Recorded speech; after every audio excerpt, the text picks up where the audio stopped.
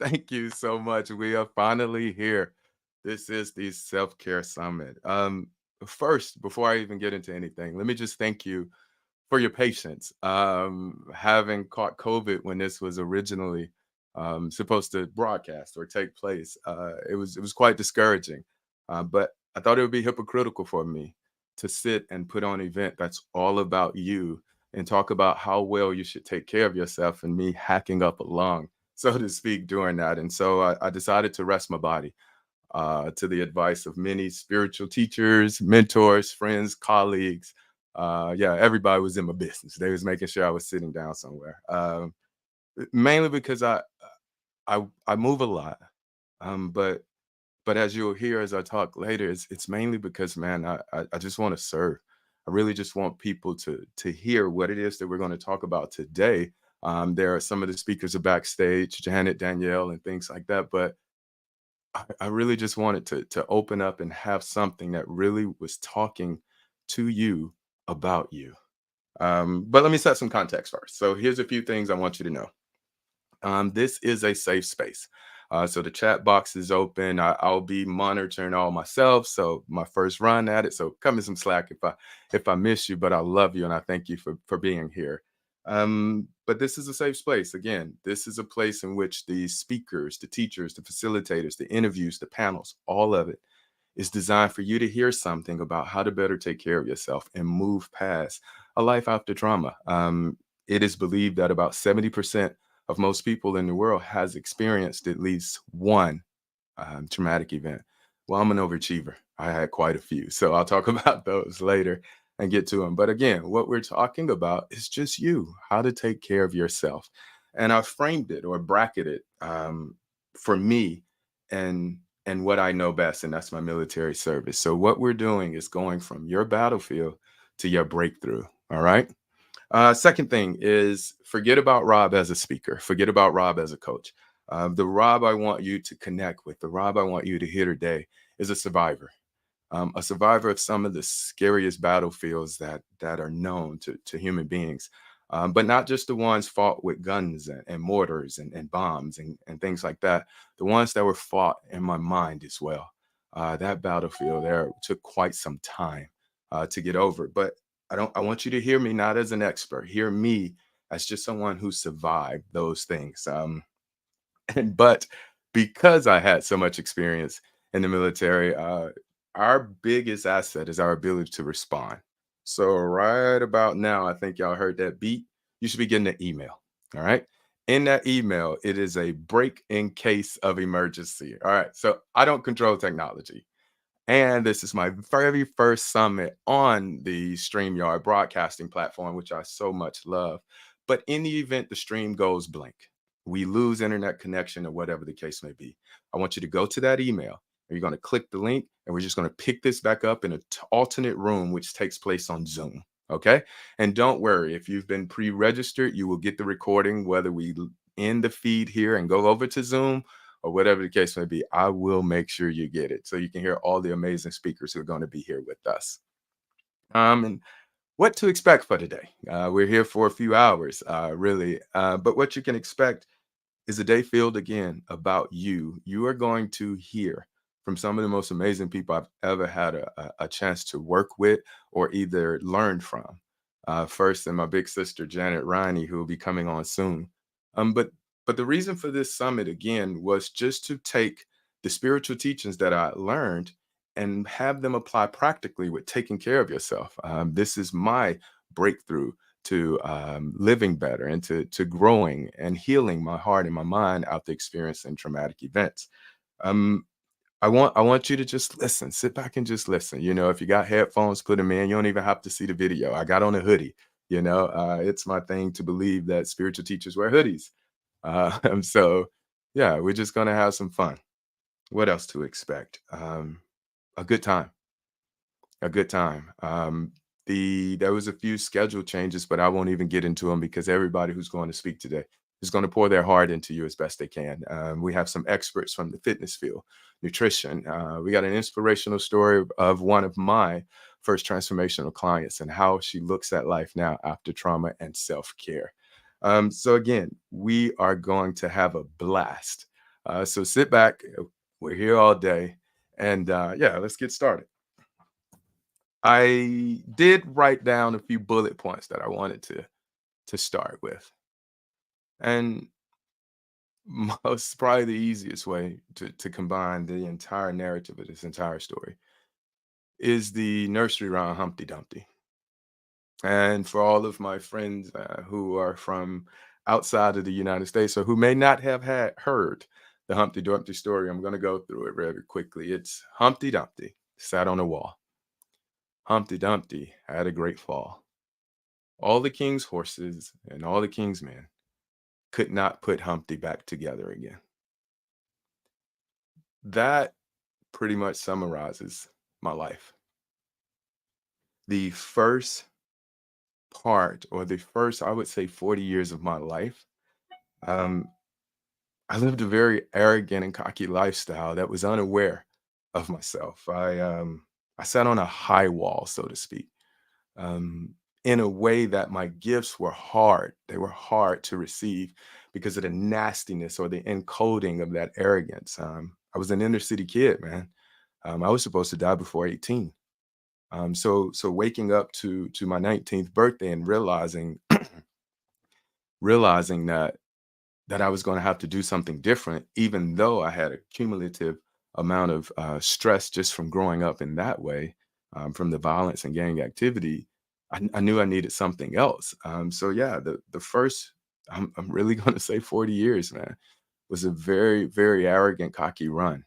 Um, but as negative as that sounds, and as hard as that may be to talk about sometimes, the fall to fall from that was probably the worst thing that ever happened to me, but I wouldn't change it for the world. Let me explain. When I failed, I was at the top of my career, literally. My performance report right up until I led into what I call the darkest days of my life stated that I was number one of 126 joint senior NCOs in my command. I'd accomplished it. Everything I'd ever wanted was wrapped up in being the best because I thought it would give me a feeling. Um, and it wasn't long after reading that number one that I realized or either look back to the collateral damage that it came as a result of it. I was in financial trouble. I was in legal troubles with the military. My relationships between pretty much everybody was either tense or strained because my life was all about me.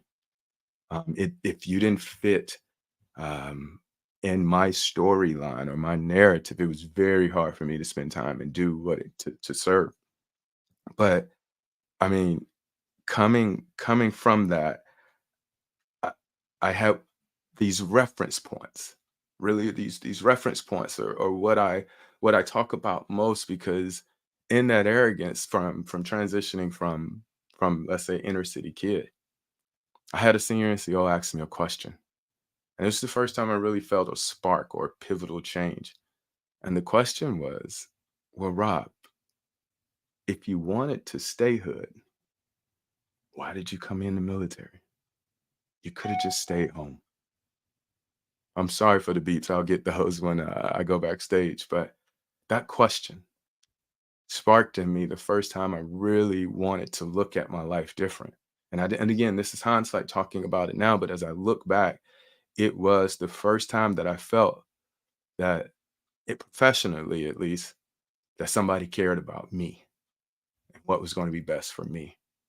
And that encoding of that message was heard, not only in my ears, but in my heart. And I would get my act together. And over the next 20 years, I attempted to put myself back together again with all the king's horses and all the king's men. But that was dangerous for a person like me because I attributed everything that was happening to me to an outside circumstance. I basically began to live to the expectations of others. I wanted to make everyone else happy. And again, losing the whole concept of self awareness. And I, for a long period of time, attempted to fit into every box that was ever created for me. Um, and the pain that I personally had in trying to do it, or the struggle, so to speak, was sometimes insurmountable. I refer to it as carrying a rucksack just full of weights and full of bricks, to the point that it wore me down. It really burned me out, and I had to sit down somewhere. I really did, and for the full narrative and full story, I can go into it so many ways, but I just want to stick to the points that kind of lay the foundation of why I want to do something like this. Um, I can remember crying myself to sleep, not necessarily wanting to end my life, but wanting a totally different experience than the one I was having. It wasn't it wasn't again that I had these suicidal thoughts. I just didn't want to live like this. I knew it had to be another way. So that was how my self-help journey began, and I would dive into everything, man. If you name it, I was reading it. Everything from, I grew up. My first introduction to spirituality was through the lens of Christianity, but from there, I would go on to read the Quran. I would read the early times of the Zen Buddhism, and where the origins of that came from. I was in such a search mode, um, again, outside of myself, for a feeling that I knew somehow, some way, I kind of knew it existed. And don't get me wrong, I'm not here to poo-poo self-help.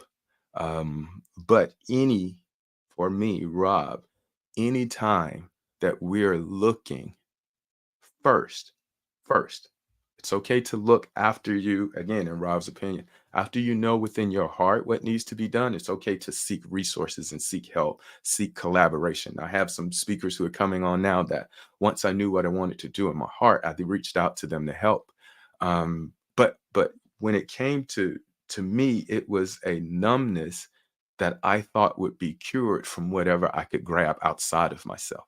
I thought if I made it to a certain social financial status, or social economic status, whichever one you want to call it, I thought I would feel a certain way. I thought I would be able to drop this ruck, but no. I thought if I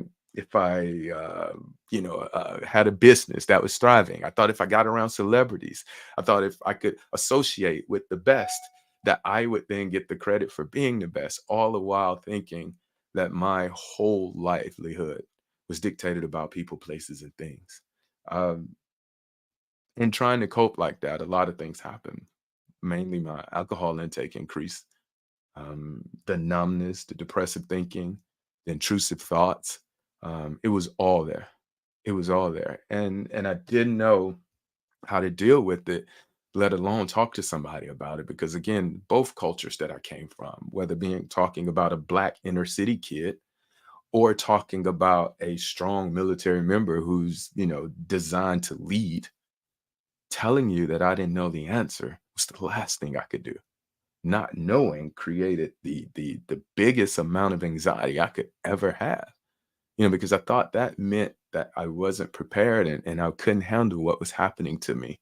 Um, I mean, really, it was just the lowest point in my life.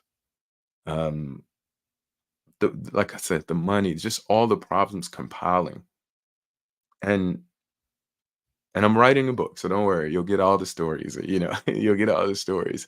But there was this point of transformation, and it happened by meeting a mentor at a dinner party. Now, this story in itself is very significant for me, but as I know my mentor, he would want me to move on to get to the spiritual nature of our interaction rather than just talk about how cool he is as a person. That's the kind of dude he is. And I know he's probably watching or will watch the recording. I just want to say, man, I love you. Um, but he had decided to sit down with me for 3 days and explain how my mind really worked. Um, Man, it was a transformational moment, and I knew something had changed. I just didn't know what. And so the setup of this was me and him would sit in one room, and we would have this conversation, this spiritual conversation, while 50 people in the next room were watching us on camera. And at some point in that interaction, it became apparent that something had changed in my eyes, and my appearance, and my feeling. And so much so that the 50 people in the next room wanted to ask questions. And I remember, I think the guy's name was, yes, his name was Bear McKenzie. He was asking me what changed. And in trying to articulate it, I realized I was bullshitting. I realized I didn't know what changed. And it was this moment, and it may not sound significant, but it was so pivotal to me because from what my mentor was teaching me, I decided to trust it. And if he was right, it was going to come out here. And I turned to the gentleman and I said, "Man, I don't know. I don't know." I said, "I just learned this about 15 minutes ago to, you've seen me on camera. You know I came in here. You know what my problem was. I have no idea what's just happened to me." And when I sat back in the feeling of thinking that the rejection would come, when I sat to weather the storm of the amount of frowns I would get and the amount of dismissive things I thought people would say to me for not knowing the answer, I saw nothing but smiles. I saw people touching their heart. I saw tears rolling down people's faces that opened me up to a whole new world. And it was the moment that I realized that I was okay. I realized that I was safe and I realized I wasn't broken. And if those three things were true, those three things were true, everything about my life had to change. And that brought me to this, the self-care summit. When sitting and thinking about always attempting to do something, I decided to ask myself a question. Stop wanting to do and just think about, Rob, what wants to come through you. And it was this. Now, I will assure you, throughout the whole day, tears are going to roll in my eyes. You probably can hear the rumbliness in my voice. It's not because I'm scared. It's not because I'm nervous. None of that. It's because I get so overwhelmed knowing I'm right where I'm supposed to be that tears come out of my eyes. But they're ones of joy because I really love living my life. Um, I enjoy waking up to serve people in the capacity of pointing to how they can get a life past trauma, how they can reclaim themselves, how they could, implement healthy self-care practices to sustain their way of life. I get excited about it. So I'll bust out in laughter throughout this. I'll probably cry throughout this, but again, trust that I'm okay. And I know that I'm right where I'm supposed to be. Um, Today, you can expect this. How to get the best out of today, I would think, is just listen, right? In the communication process, we we always knew that a sender sends a message to the messenger, and that messenger then gives the sender feedback, and that is what I was taught the communication loop was. But I remember researching and seeing two critical points that were missed. Um, and and the 2 points that were missed were the encoding and the decoding. Here's what I mean. If you were hungry and I said to you, I see notes coming up from people sending me love, but I'll say the twins of New York, Mark and Stuart. If Mark and Stuart came to me and they were hungry, and I said, "Hey guys, I have some food in my car that I just came from the self care summit, and they had this spread, the one we're going to do in person. That's the one I'm at." But I got this. I got 2 plates of food, um, and I'm bringing it, and if you want it, you can have it. And they both say yes. And so Mark being the older twin, I give him the first to go box, and Stuart being the younger twin, I give him the second go box. Well, I'm the oldest as well, so I kind of understand Mark. Uh, so when Mark opens his container for food, he's starving, he's hungry. When he opens his container for food, he sees it perfectly laid out. He sees some plastic silverware there, and even the garnishes that it was presented with at the summit are inside. And he smiles. When Stuart opens his container, I have some napkins from where I wiped my hands and my mouth. I threw those in there because I didn't have anywhere else for them to be. I'm not a smoker of cigarettes, but after that good meal at the summit, I'm telling you, this is going to be a place you want to be. After that good meal, I smoked a few cigarettes and I put the cigarette butts inside that container as well. I love Coke Zero. One of the best things I've ever done in my entire life was to get my mentor to go from Diet Coke to Coke Zero. So he changed my life. I changed his soda preference. I'm telling you, it's a win-win. But after I drink that Coke Zero, I put the empty can inside there as well. So when Stuart opens his meal, he's starving just like his brother was. He looks at it totally different. And he has to think, does he really dig for what he needs through all the trash, or does he just discard it and go without? There is the period when a sender is required to encode that message in a way that it's received like I gave Mark. This entire summit is encoded in love. It's encoded in love. It's my best attempt with all I understand about technology, with what I understand about platforms. This is the best wrapping I know today to give you. I've removed all the junk because that was in here. I remove all the trash because that was in here. Could I pull this off? Could I do this? Will people come? I'm seeing folks pop on now. I removed all that trash in hopes that I can encode this one message to you. You have to take care of yourself. The most selfish thing you can do is not do that because you show up knowingly being a lesser version of yourself. So the context for today is to listen. And you can get the best of it, not trying to compare your story to mine, not trying to do the same things that I did. You can get the best out of this summit today when you hear the essence of what I'm saying. Let the reference points, I'm going to say that again.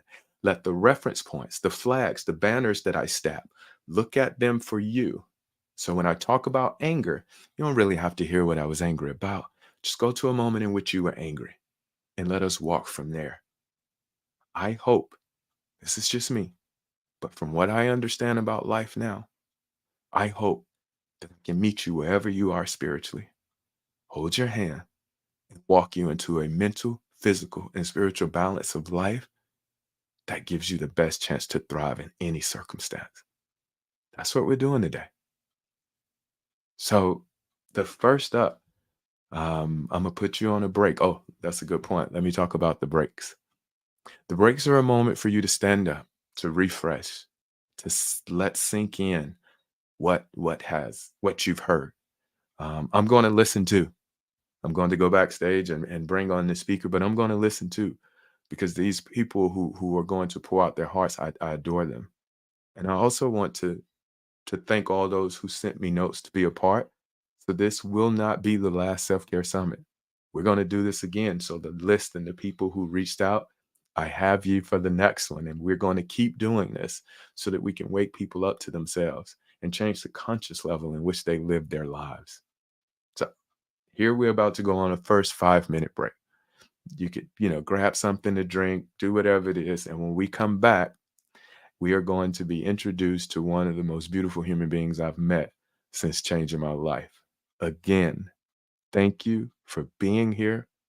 I love you. And welcome to the summit.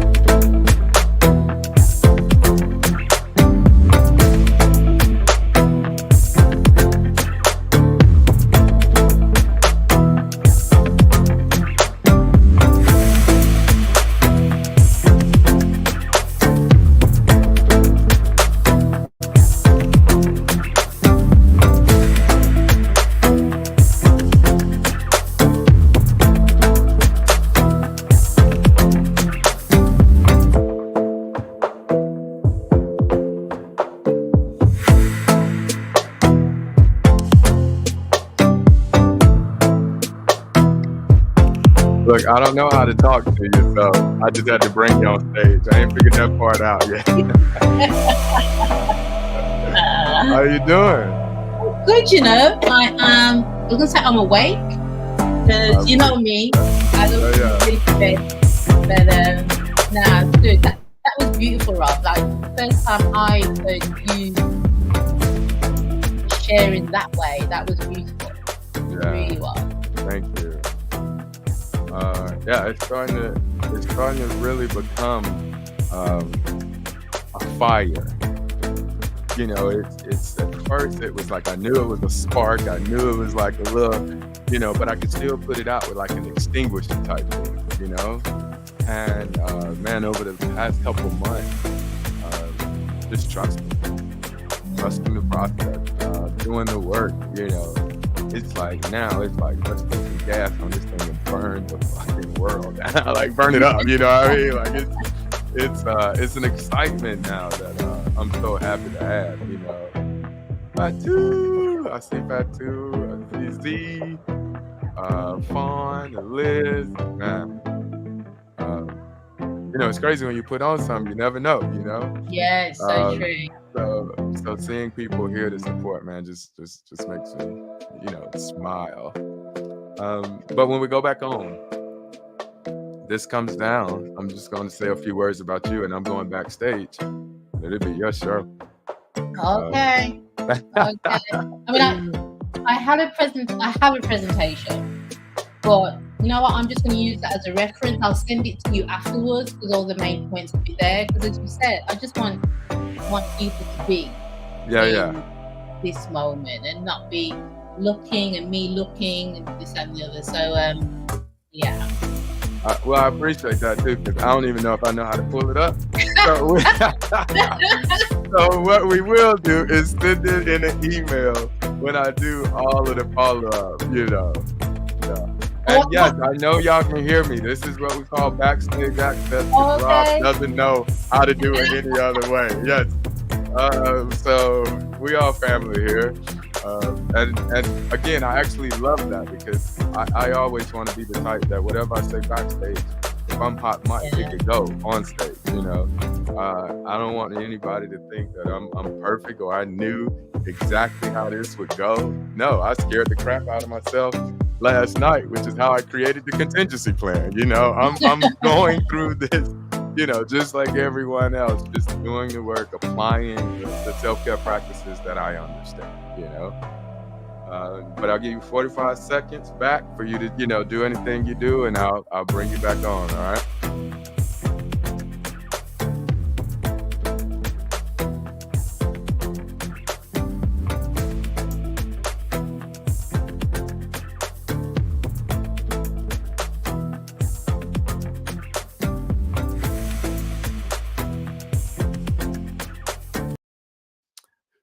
Woo! Welcome back. Welcome back. Yes, thank you. I love this community so much because the chats were going off like, bro, we can hear you. But super cool. Again, real time. I had no idea how to communicate with her, so I just figured like, let's have this conversation in front of everybody. Mainly for two reasons. One, that's the transparency and the safe space I want you to know that is available here. Excuse me. I am not perfect. I am figuring this portion, the platform, the techniques, the technical stuff. I'm figuring out that too as I grow. But there's one thing I do know, and that's the surety of what we're talking about. But this beautiful human being I want to bring to the stage for you. We originally met on a call, and somehow, some way, both of our I think we were asked to put instead of our names or put our first name and where we were from, and both of ours said Birmingham. And I had a whole thought party in my head. I was like, "Oh, she bought my sister A, so she probably went to school with my sister, and she and this and this and this."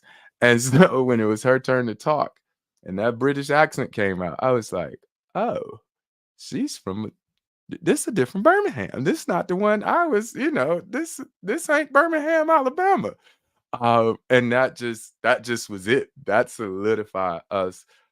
She came down when I was in London, gave me a proper English breakfast.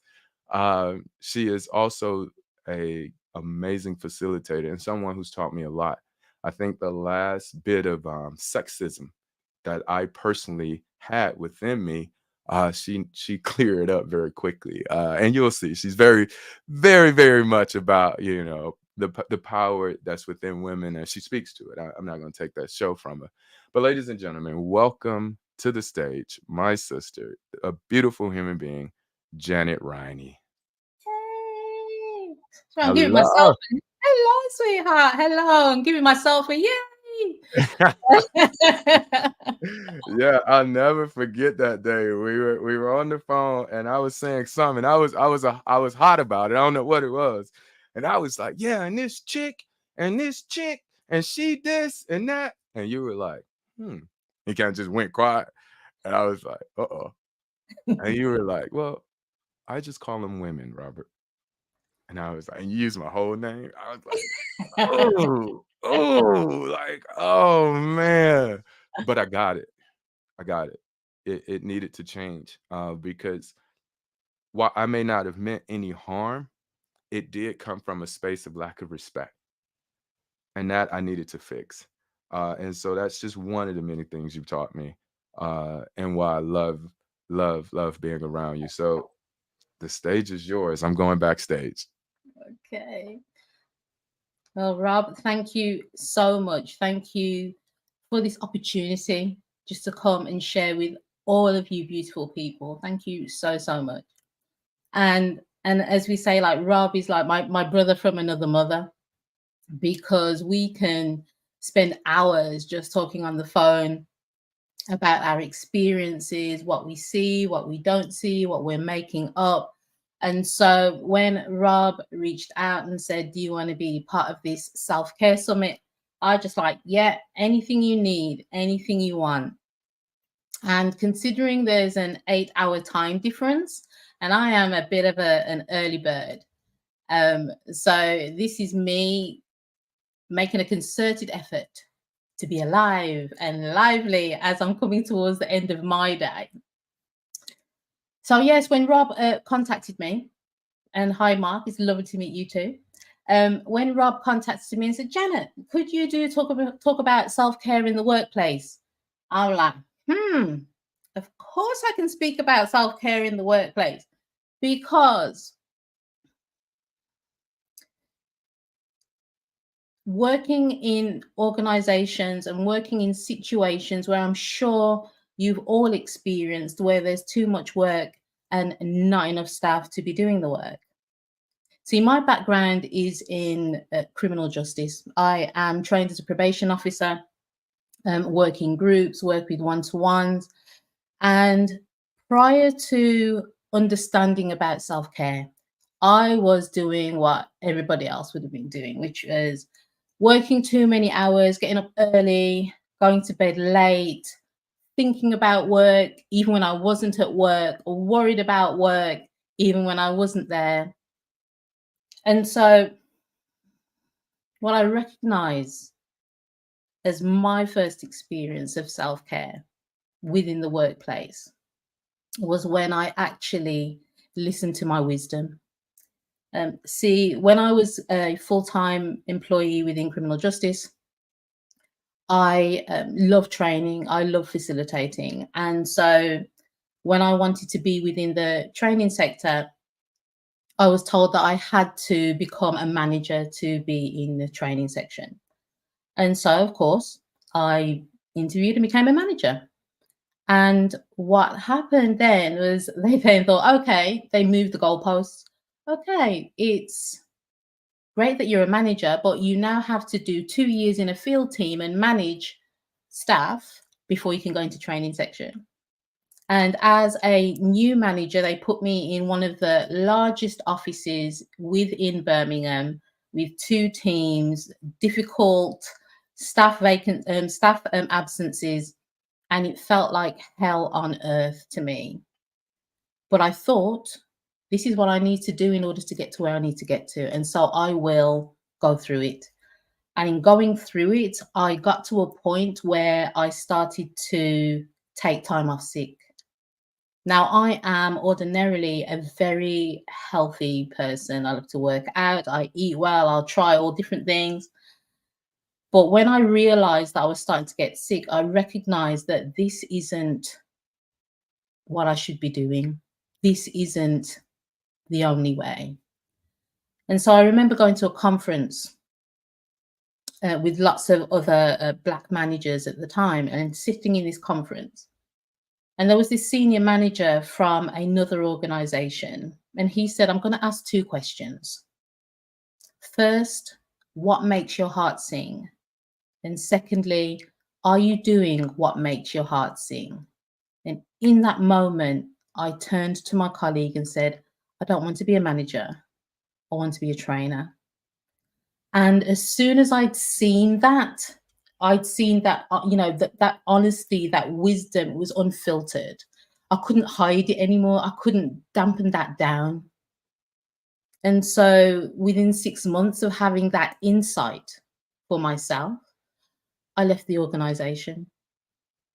And upon leaving that organization, I was then asked in my exit interview to come back in and, talk about the organization. And my senior manager at the time said, are you sure you want to leave? And in that moment, I had a moment of fear. And in my head, in my mind, I looked back at the role that I'd been in as a manager and managing field teams. And the thought and the feeling of fear going back to what I knew was far more than the fear of the unknown.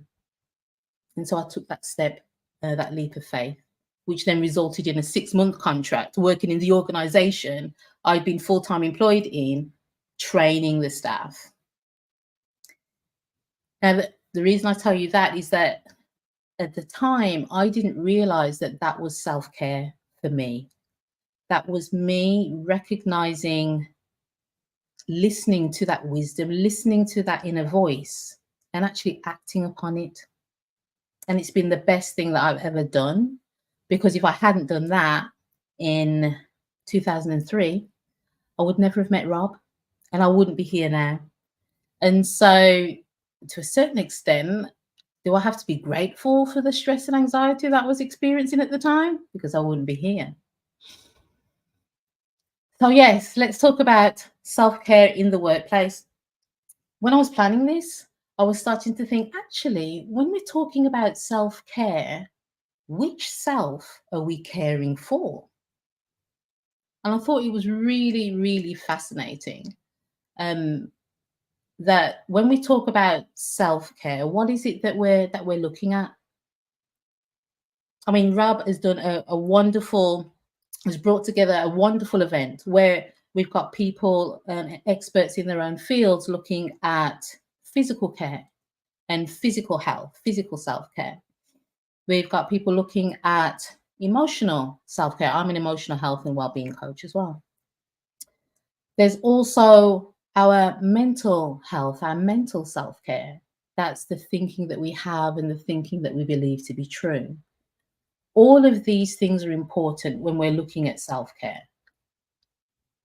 But the thing that I want to focus on during my talk is to looking at the spiritual. Now, I don't call it spiritual self-care because spirit doesn't have any edges, doesn't have any boundaries. And so the reason why I want to look at that is because when we recognize and understand our foundation, who and what we truly are, the true spiritual essence of who we are, then everything else changes. In psychology, sometimes we talk about Maslow's hierarchy of needs.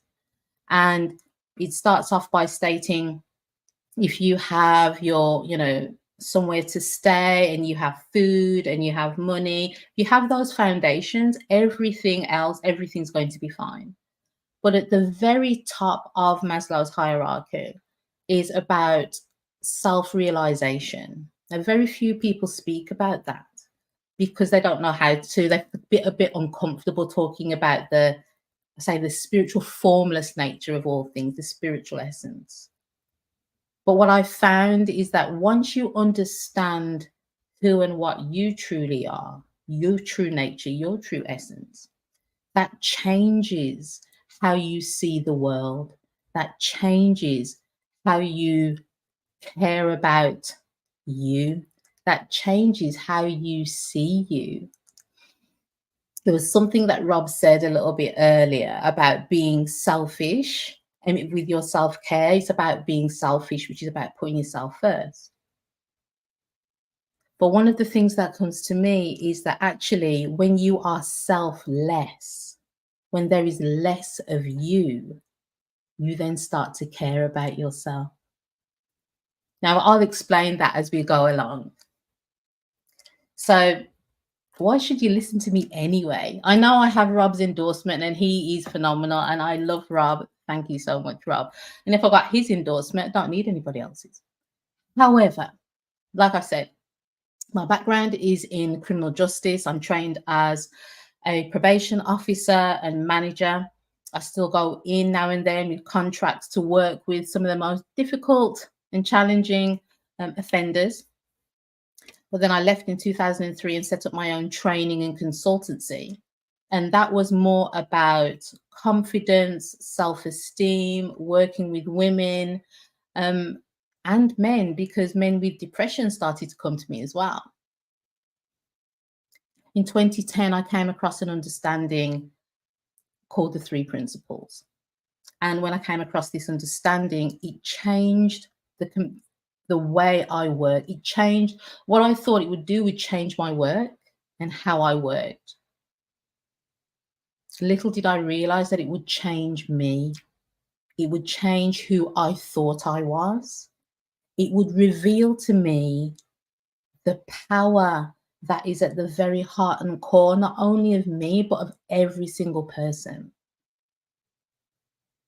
And then remind me of the things that we knew so easily as a child, that this is a thought-created world. And I'd forgotten that. And so coming across this understanding quite naturally allowed me to start caring for myself in such a very different way, beyond the physical. Now, like Rob, my introduction to the spiritual nature of all things was through church. And I've been a deacon and I've sat on church boards, but that was the religious aspect for me. When I'm sitting around a board and we pray to open up the meeting, and then starts the backstabbing about the pastor and about everybody else in the church, it's like, is this really what love is supposed to be? And so in moving beyond that, going beyond that, in understanding these fundamental principles behind all human experience, allowing me to see me as I truly am without the filters, allowed me then to start sharing this understanding with other people. And so I have shared this understanding, and other people talk about it as well, but the understanding I'm referring to is the 3 principles as first realized by Sydney Banks of mind, thought, and consciousness. That mind is the intelligence behind all life, the energy behind all life, whatever you choose to call that. That we are thinking beings, that thought is a principle, and that we think in order to understand, to identify. And consciousness is a state of awareness, so that we are more aware of what we are, what we do. It brings our thinking to life. In coming across this understanding and starting to share it within criminal justice, the transformations I saw were amazing. And that's why I call myself a quantum change coach, is because once people had an understanding of who they are and how their experience is created moment by moment, rather than an incremental change in how a person saw themselves, how they managed themselves at work, there were leaps and bounds. As Rob said, it's like their countenance changed. And in their countenance changing, it's because something had shifted. There'd been a paradigm shift within them. I was going to say within their thinking, but it's beyond their thinking. Their beliefs moved, their values moved, what they believed about their world and what they believed about themselves changed, shifted. And so since 2010, I have been sharing this understanding of the principles within criminal justice at different conferences with barristers, with solicitors, in different organizations, chief execs, because we're looking beyond the obvious. When I'm saying the physical, we're looking beyond the things that we do, the things that we have, the things that we believe we are, in order to come back to ourselves, to be selfless.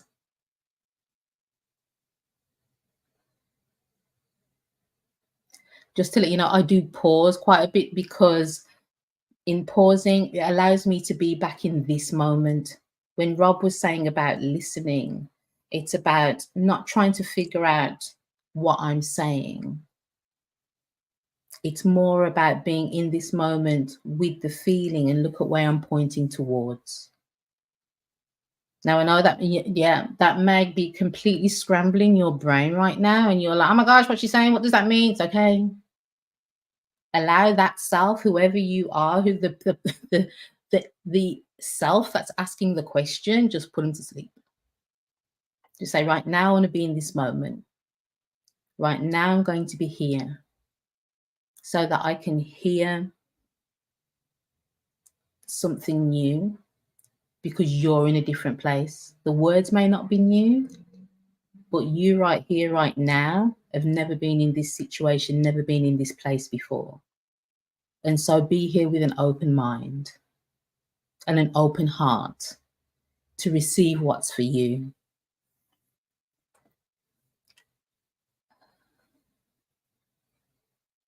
So before, when I was talking about being selfless, because when we talk about self, like I've said before, and self-care, you've got your physical care, you've got your mental care.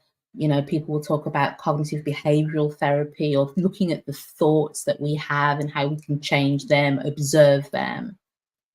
We also have emotional self-care. So again, looking at our stress, anxiety, fear, joy, how we manage that. There are different levels of self-care. But when we're looking at self, what is that? Who is that? What does that mean? Having a background in psychology, so that was my degree. When you look at different theories of self, you have self-esteem, about how you think about yourself, how you feel about yourself. Are you a good person or a bad person? Yeah, are you judging yourself? You then have your self-image.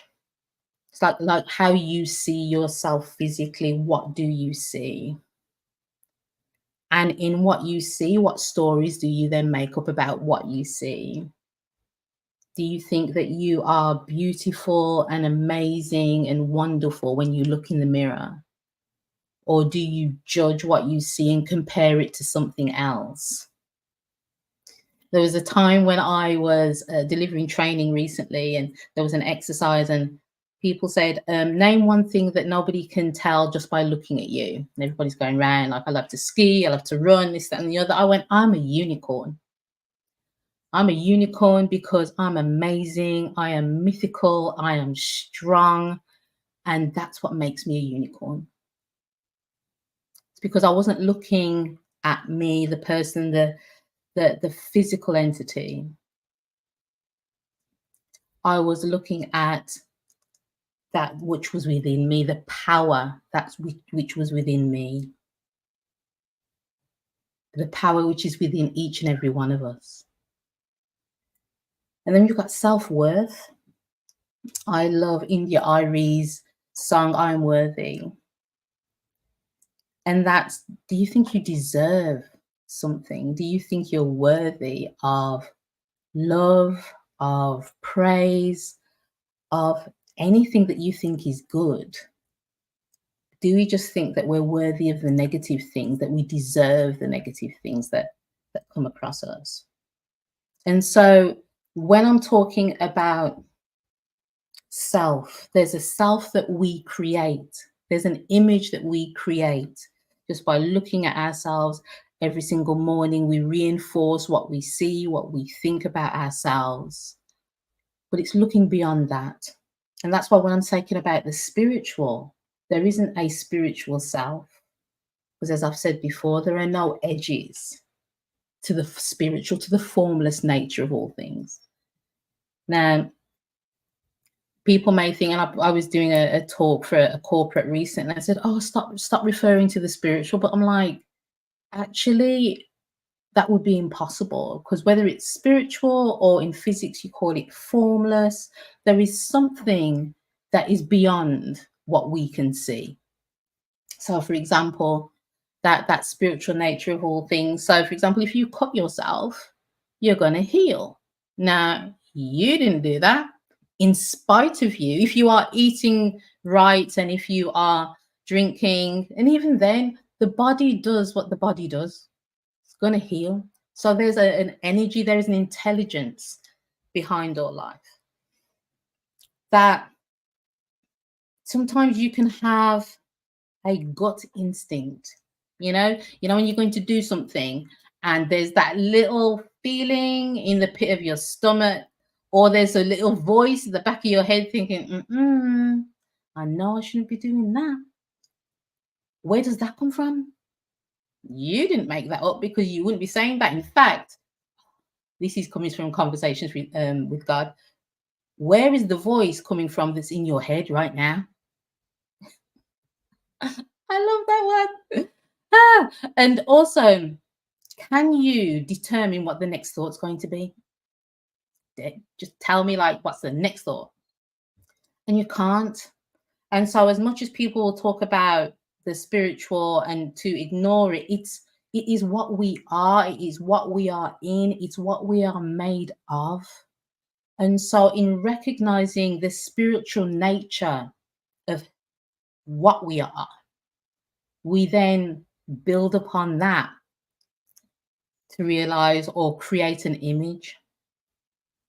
The thing is, sometimes we forget our true nature.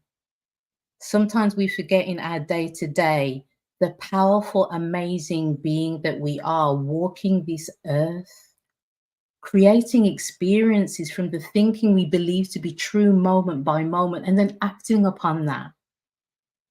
And you know what's crazy? We then forget that we did that and start blaming other people for how we feel and what's happened, because we forget how powerful we are, how powerful we truly are. And so when I'm looking at spiritual awareness, the greatest care that I can share with you is spiritual care is spiritual awareness. Reminding yourself of how phenomenal you are, reminding yourself of your true nature. In the Matrix, when Neo goes to see the Oracle, I love the Matrix. The Matrix is a documentary. It's not even a movie. Anyhow, when Neo goes to see the Oracle and above the door and it says, know thyself. For me, that is what spiritual awareness is. When you understand and know what you are, that then determines everything that you do. Beyond your beliefs, beyond your values, you tap into that true nature of what you are. And Rob talks about love, peace, compassion. We talk about the fruits, the benefits of what that spiritual nature is. If you were to start to live your life from that place, what would life be like? What would you think of yourself? What image would you create? Because that's what you're doing. You're creating an image of you. In knowing that We are all so powerful. And you may not think that. You may not realize that. You're thinking, oh, Janet, you don't know me. I don't know the image, the ego. I don't know your life, but your true nature is what we all are.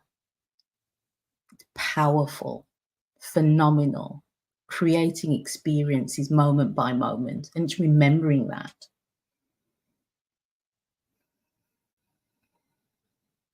And so, how are we taking this spiritual nature into the workplace?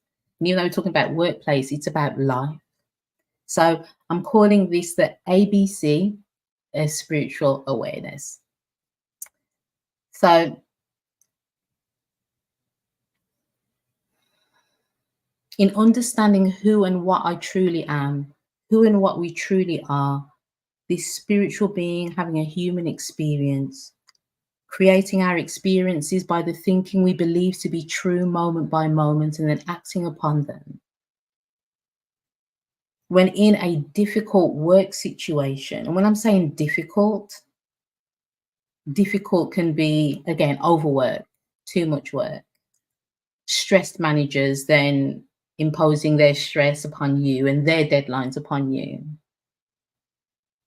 In understanding that we're creating our experience moment by moment by the thinking we believe to be true, this may sound a little bit flippant, but I don't take it seriously because I'm like, oh, you're making up a story and you think it's true, but I don't. And so when people say to me, Janet, how can you be so happy? How can you be so jolly? I'm just like, because I don't take it seriously. And I told them the truth, but they don't believe me because they think I should be stressed like them. But in moments when it does feel, like I said, there are times when I can feel there is so much work and I say so little time, tight deadlines to do it. What first comes to me is the ABC. The A of the ABC is acceptance. Understanding and recognizing, yes, Janet, you're feeling overwhelmed at the moment because you're looking at all of the work that you need to do, or you're feeling overwhelmed because this line manager feels like he's placing their priorities and pressures upon you. That's okay. That's okay. I can see that because I can see where my experience is coming from in this moment. I can see the feeling of overwhelm, of anxiety, of feeling pressure is coming from the thinking I believe to be true. And so what I do is accept. It's like I don't try and reframe. There's no need to do any of that because I recognize and understand about the nature of thought. I understand how I'm creating my experience moment by moment and the meaning I'm attaching to that thought. So that's okay.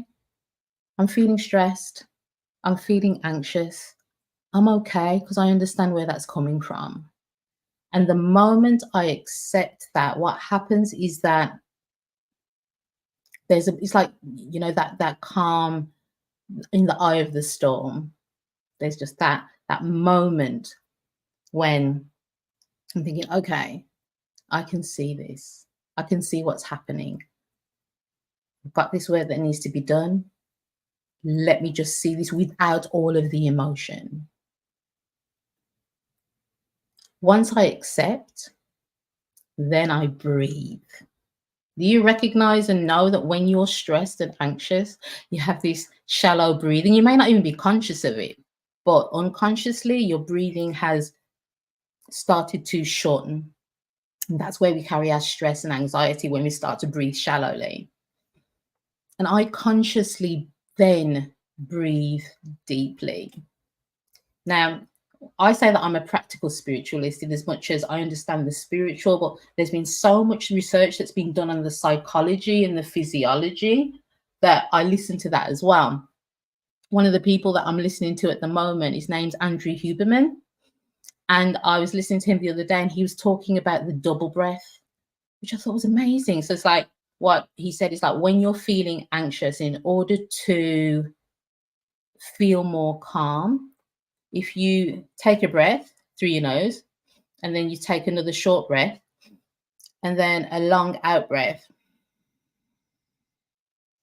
and you do that 2 or 3 times, then that brings more calm. It slows you down. And so for me, with the acceptance, that slows my thinking down.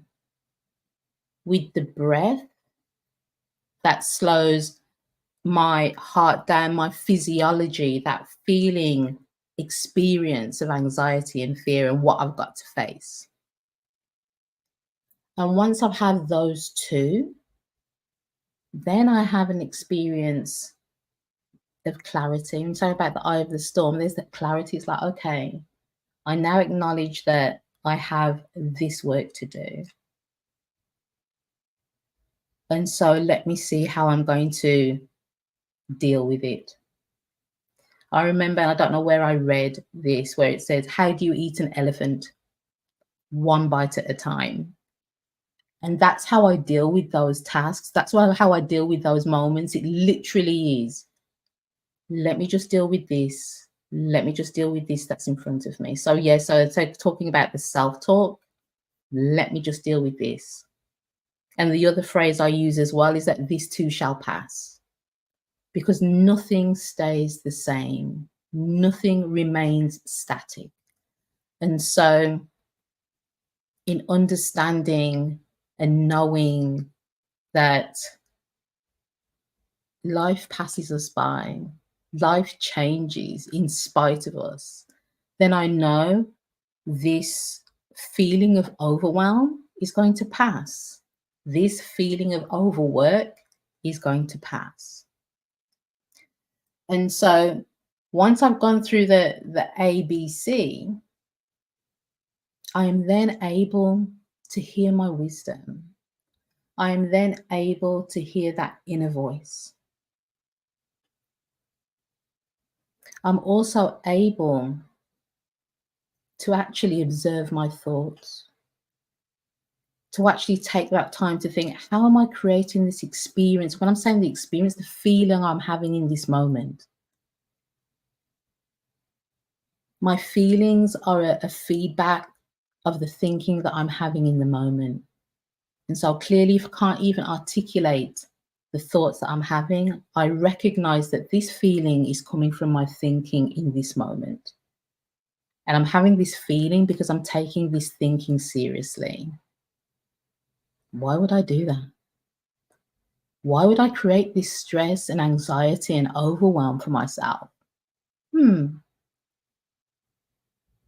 so in that space, in that calm, I'm able to ask different questions.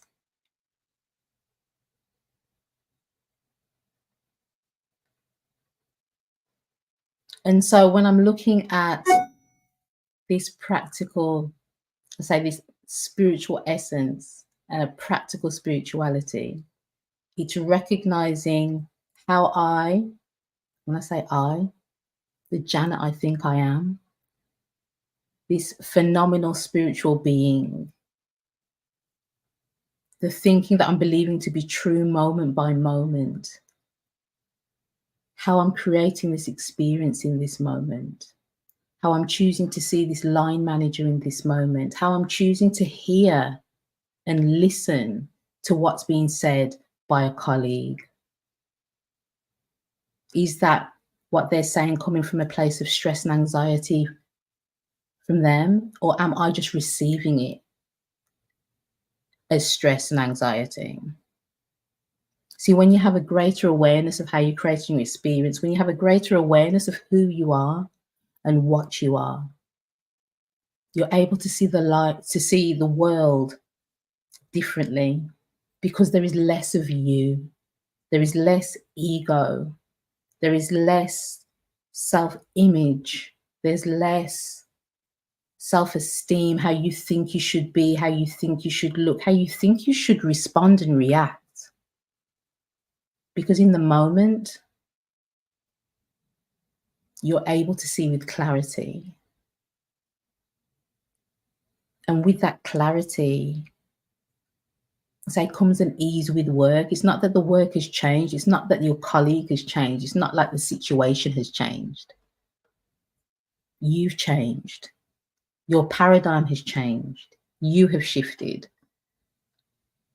And as a result of that, your thinking has shifted and your experience has changed.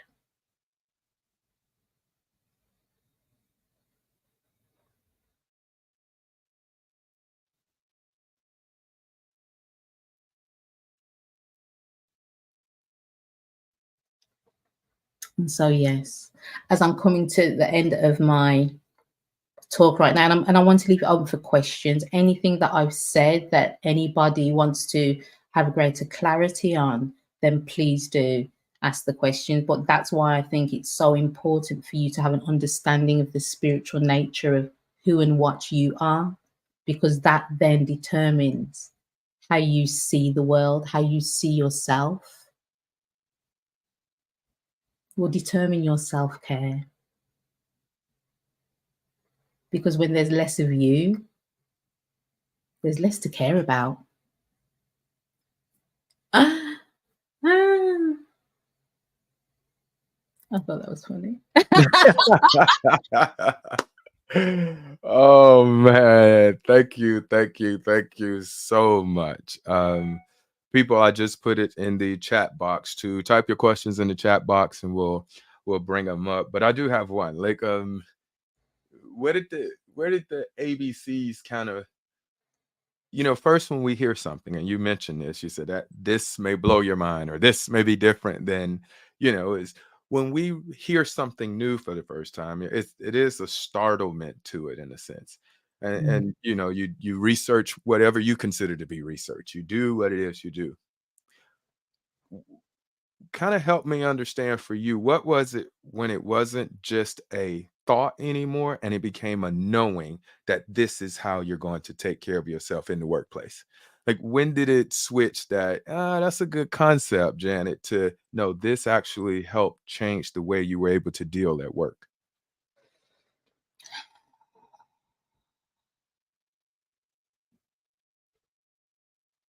I'm I was gonna say it happened gradually. See, as a contractor, I'll go into the workplace, and because I've been around criminal justice for a few decades, Hmm. people have seen me pre 2010 and post 2010. And pre 2010, because I am well versed in like neuro linguistic programming. I'm a master practitioner of NLP. I do emotional freedom technique, balance technique. I know every technique because I thought this is how I can help people. And so what I would do would, okay, if I'm feeling stressed, let me use a technique, let me use tapping, let me try something to get rid of it. It was very much an outside in approach to getting to dealing with my feelings. When I had an understanding of where my experience is coming from and who I am, I recognized that that doesn't make any sense to do anything to change my feeling, because the feeling is coming from my thinking. And Yeah. if I understand and know that thinking is just energy that I put attach meaning to, then doing this is a distraction, Yeah. not dealing Yeah. with what, what's really. So it's just like, oh, so I'm believing my thinking. And so the more I understood that, the more I kind of glide through the workplace. And he was like, how comes you're so calm? How comes you're so happy? And this is like, because I'm Yeah. not taking you seriously. Not Yeah. taking any of it seriously. Yeah, and sometimes I love that people think not taking it seriously is just haphazardly flowing through life. It's like, no, there are moments which I'm very serious, but I think it was Sid or Michael tells the story that Sid said, I'm serious too, just without all the it doesn't require that. I'm just as vigilant now about my way of life and the awareness I have around me than I was when I used to stand up like this. Mhm. Way more. That didn't make me more vigilant. It actually just clouded my judgment a lot harder. So we do have another question down in the box. We are going to show it. This is from Stuart Iskovitz. He's one of the twins out of New York. They're the only twins we know so far in the principles. And he says, what is the C of the ABCs? I'm sorry I missed it. No problem, Stu. Let's see if we can get that answer for you. Mhm. So the C is clarity, because once you Clarity. have that acceptance and you are breathing, what you have like I said, you're not overthinking, you're not worrying. And with the breath, it slows down the physiological response to your thinking. And then Yeah. there's a moment of clarity.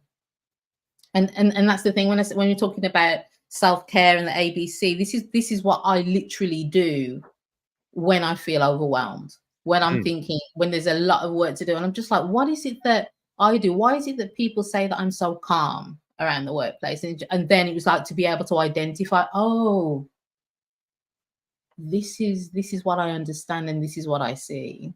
Yeah. Well, thank you, thank you, thank you. I have another comment up here. Fawn, I had to look the word up, but basically, Fawn said she loved your vital clarification that was so often overlooked in the spirit or the intent or the mood of self care. Thank you for speaking to this distinction. Thank you, Fawn, for that message. Um, what else? What else you got? What else you got? I Ye- am. Go ahead. No, no. So, um, Well, I'll frame the question differently. Any oh, programs, any yes. products? Where do I find you? Oh my How do days. I get my quantum change? How do like where I should have asked it that way, but for everybody who's listening, they'll get the recordings, and I hope there is one. We'll figure that out too. But where do they find you? I know you're over in the UK and about to go to bed soon, but where do they find you? So yeah, so I can be found on all platforms: LinkedIn, Instagram, Facebook. Janet Riney. I am the only Janet Riney in the world. Thank you, Really? thank you. Seriously? Seriously, Riney is such I say unique name. Actually, I've traced it back to a small town in Yeah, Scotland, which yeah, I yeah. hope to visit very soon. And so yeah, there's only one Janet Riney. So yeah, Wow. yeah, that's me. So There's yeah, so many Rob Cooks out there. I was stationed with the Rob Cook. We used to get each other mail, you know. And I think Rob Cook, the doctor, is an older white guy, and he's the first one that pop up. And I was like, man, that's pretty cool. I yeah. see So some of Jen. I want you to speak to some of our speakers. I see Tina here. Tina, I'm gonna bring you up real quick. She just waving to everybody. She's in the building. How you doing? hi Tina. I'm doing good. How are you guys doing? Oh, we're good. I just saw your face down there, and I'm still learning everything. So I just want to let the people know you're in the building, and we love you, and thank you for I'm being here. here. Thank you. So Yeah. we also got somebody else coming up, but yeah, I just really really thank you um, for being here, and I appreciate you so much. Oh, thank you. And I appreciate you, and I appreciate the fact that, I suppose in my words, you followed your wisdom. What wanted to come through you. Hmm. That is so powerful, because when we follow our wisdom, when we give our wisdom space, we always know what we're supposed to do. And that's when we're talking about self-care. Your wisdom knows exactly what's right for you. Yeah, We can be making up stories. We can think we know what's best because we have our ego, we have our esteem, we have our image, and we can try and push things through. I'm not saying that with wisdom everything's easy. Don't get me wrong. There's also challenges, but there's a Sid used to say there's knowing and there's knowing. knowing, yes, yeah, yeah, Yeah. And so when there's that knowing beyond all doubt, it's a beyond anything that anybody could say, you continue to push through. I mean, there are times that I've wanted to finish my company because it feels too hard and I don't want to do it anymore. And I can quite easily go into a management role within an yeah. organization. And as That would soon be as I so do that, easy. Yeah, there's that little voice. He said, but Janet, you know differently. yeah. Somebody then starts talking about going into someone's past in order to deal with something. I'm like, that's not true. Yeah, And so it's that, like you said, when you know differently, and I'm not even going to say when you know better, when you know differently, differently. I agree. you move differently. Absolutely. I Mhm. have a speech that I do for some of the corporate companies I work with about thriving in a fast-paced environment because that was one thing you had to always do well on the battlefield, and that was communicate. You know, but in that process of communication, the most important part of it was what you were listening to. Mhm. You know, Mhm. how well did you listen to the battlefield? Because it was going to talk to you. You know, certain mortar rounds, how they feel when you vibrate, kind of can tell you how close you are to real danger. You know, if it's just a sound, you know, even with gunshots or fire, I know by how piercing the sound is to my ear about the distance if I have to, take real cover and it's happening right here or if it's far away. And so yeah, that listening piece you talked about works and it just wakes you up to your workplace. Right? You Mhm. know, it you get to learn and hear more about that. So thank you for that. I am going to let you go to sleep, okay? Well, you can see I've already got my tea. I've been Yeah. But is there anything else you want to say before I send you backstage to everybody? Well, yeah. Well, I was just going to say, Rob, thank you. If anybody wants to reach out to me, Janet at janetriney.com. I think that's my website. I have no idea. Yeah, Janet at Janet Riney. Just phone me, just DM me, just find me. I'm around. And again, just enjoy. I know you've got some amazing speakers that are coming up as well. So, like you said, just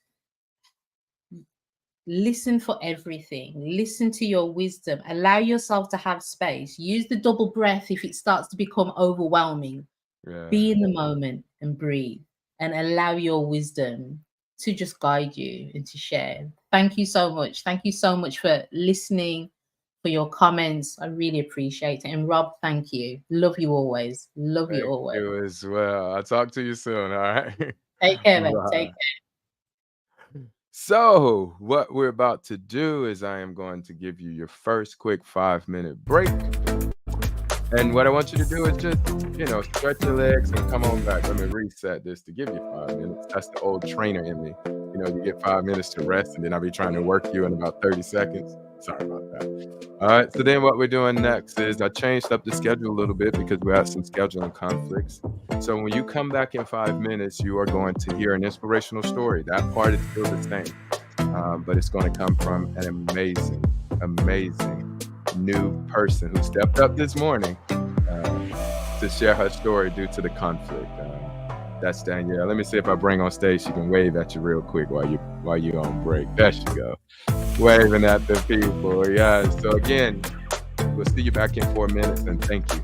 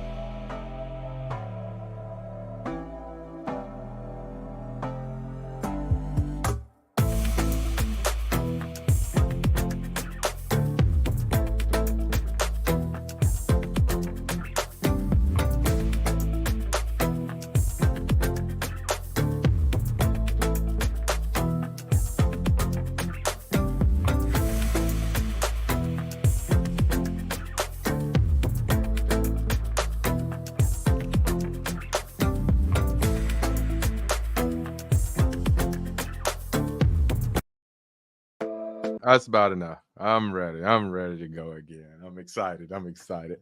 So it dawned on me that I needed to talk to y'all. Y'all might see me grab my phone. That is because I am running the meeting and, still talking to people. And so I'm not being disrespectful at all when I do it. I'm just trying to make sure speakers are in right place so we can bring this event to you.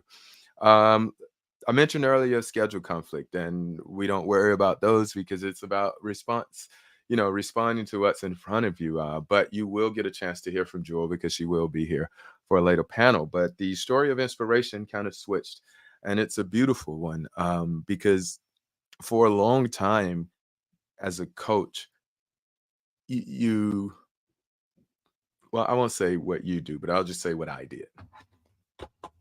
That's the phone falling. Um, what I did is I usually were coaching people who already kind of understood what I was talking about in the first place.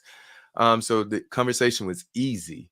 And I kind of used that as a comfort zone, honestly, for a long period of time.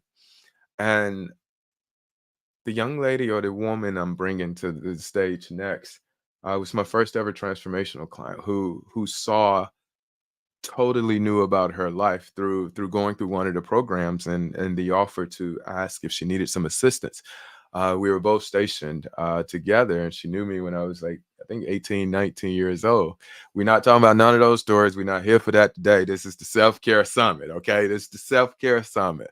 But no, it's watching her go through the transformation, and then the way she shows up in life has just been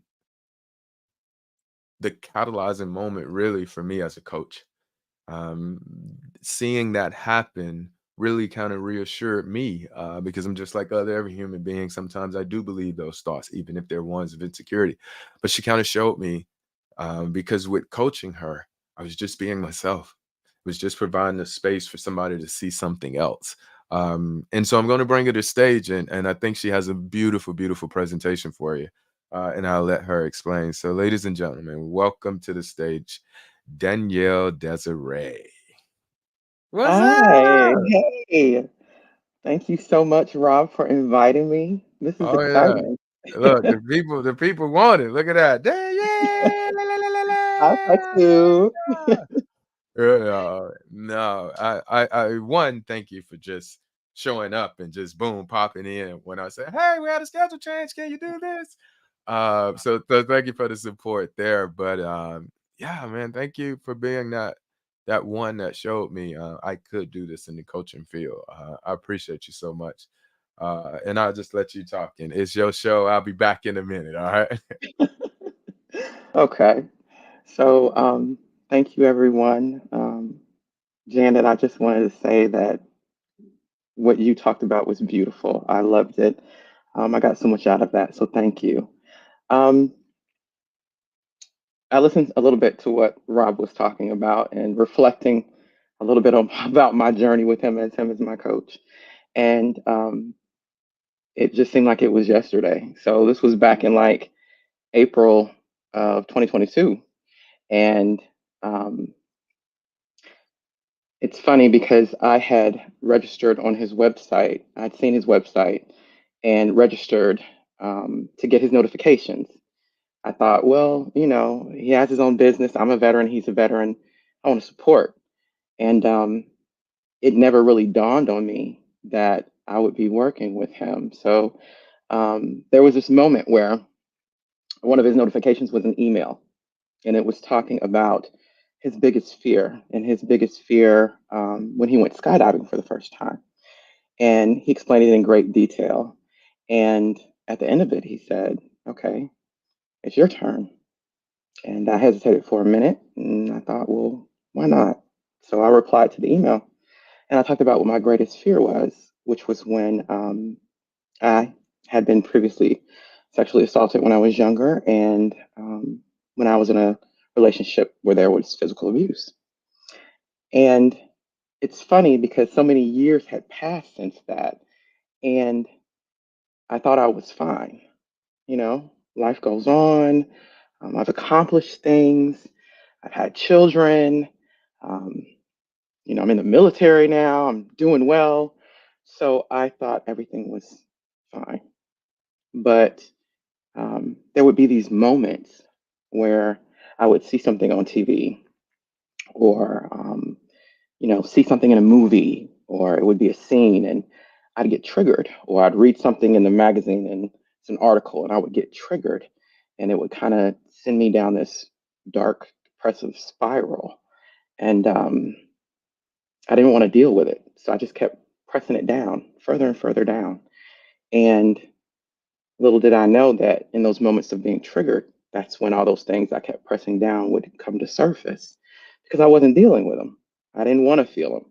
So I just figured, oh, if I ignore it, press it down, I can just keep doing what I need to do throughout life and I'd be fine. But it really wasn't working for me and it was coming to a head. So when I had replied to his email, the main thing I remembered he said to me was, well, that's a lot. Would you like some help with that? And, in my head, I thought, how is he going to help me?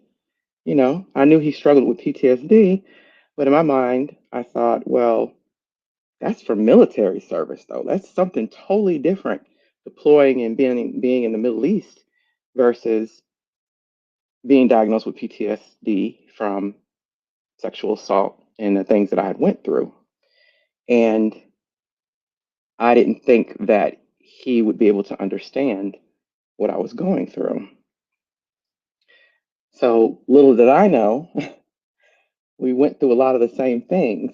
I just didn't know it at the time. So as things unfolded, um, introduced me to three principles and that understanding. And um, it was pretty much a roller coaster ride for me. I went through this period where, like he talked about when he was talking, where there was this moment where things just switched for him. And for me, there was this moment where everything just kind of fell away. You know, I really knew I wanted to deal with a lot of the fear that I had. I had a lot of fear throughout my life I was carrying. Um, Fear of success, fear of failure, fear of something bad like that happening again, fear of making the wrong decisions. Um, just always fear in the back of my mind. And I knew that I wanted to do something about it. And I remember the biggest thing I had said to him after watching a TED Talk that he sent me on Michael Neal. Um, I think it was Why Are We Not All Awesomer? But I remember thinking, I just don't want to die without being the greatest version of myself. And I didn't know what that would look like. I just knew that that wasn't how I was living. And so throughout this process of being exposed to this understanding, um, in the beginning, it was just wonderful. I would go on walks and I connected to nature in such a way that I had never connected to nature before because as a child, I really wasn't an outdoors person. I was always in the books person.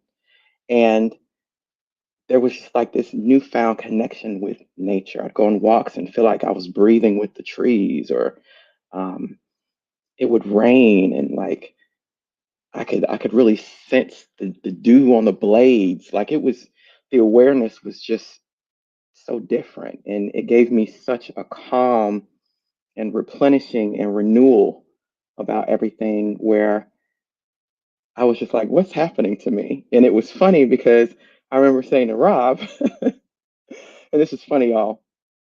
I was like, what is going on? Am I turning into Doctor Strange or something? Am I going to have superpowers? Like, what is going on? And he pointed out to me, no, it's just your awareness. You weren't aware before, now you're aware. And during that period, I thought, oh, this is it. Like, this is the key to life. And now life is going to be like this all the time. And it's just going to be this wonderful, magical thing. And of course, little did I know that that was not the reality.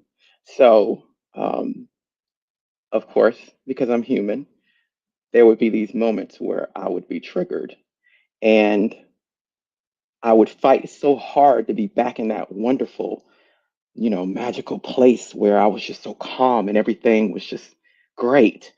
And, then I started becoming aware of how I was feeling. Like, okay, well, you're so mad right now. Why are you mad? Why are you angry? Or okay, this person said this to you. Why are you internalizing it? Like, it's not true, you know? Um, a little bit about what Janet talked about earlier. I started to allow and accept my feelings instead of always pushing them down and always pushing them away. So, Rob had this course that he had. It was Life After Life After Trauma 21-day challenge, right? So it was something that you had to do every day for 21 days. And it incorporated a lot about what he talked about physically, spiritually, um, emotionally, everything. And one of the exercises one day was writing a letter to my younger self. So I wanted to share it with you because I had never done it before and I didn't know how impactful it was going to be to me. So it starts off, beloved, I know you are just starting to navigate the world in your life, and I want to share some things to help you along the way. It will not be an easy road for you, but do not take it personally because it's not meant to be. There will be many moments of ridicule, bullying, and people trying to make you feel like you aren't enough. There will be people who betray you, assault you, abuse you, and manipulate you for their own purposes. But I need you to know it's all in preparation for the divine warrior that you are. You are directly made from the light of the world. You are the most beautiful expression of life. God made you to stand and stand you well. You are his most precious creation, so you have to take care of yourself, even with that big heart of yours.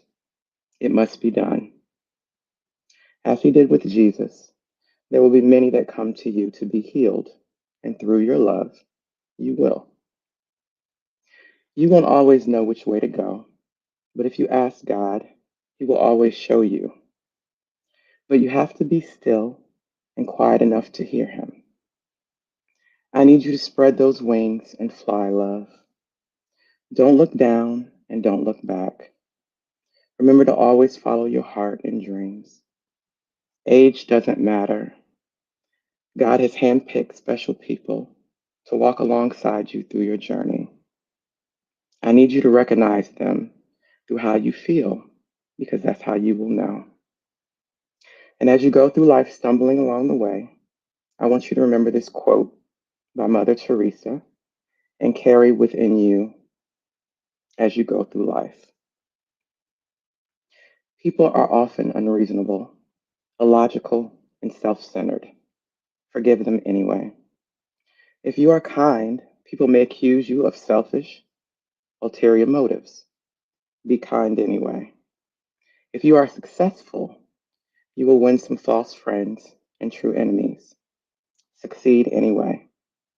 If you are honest and frank, people will try to cheat you. Be honest anyway.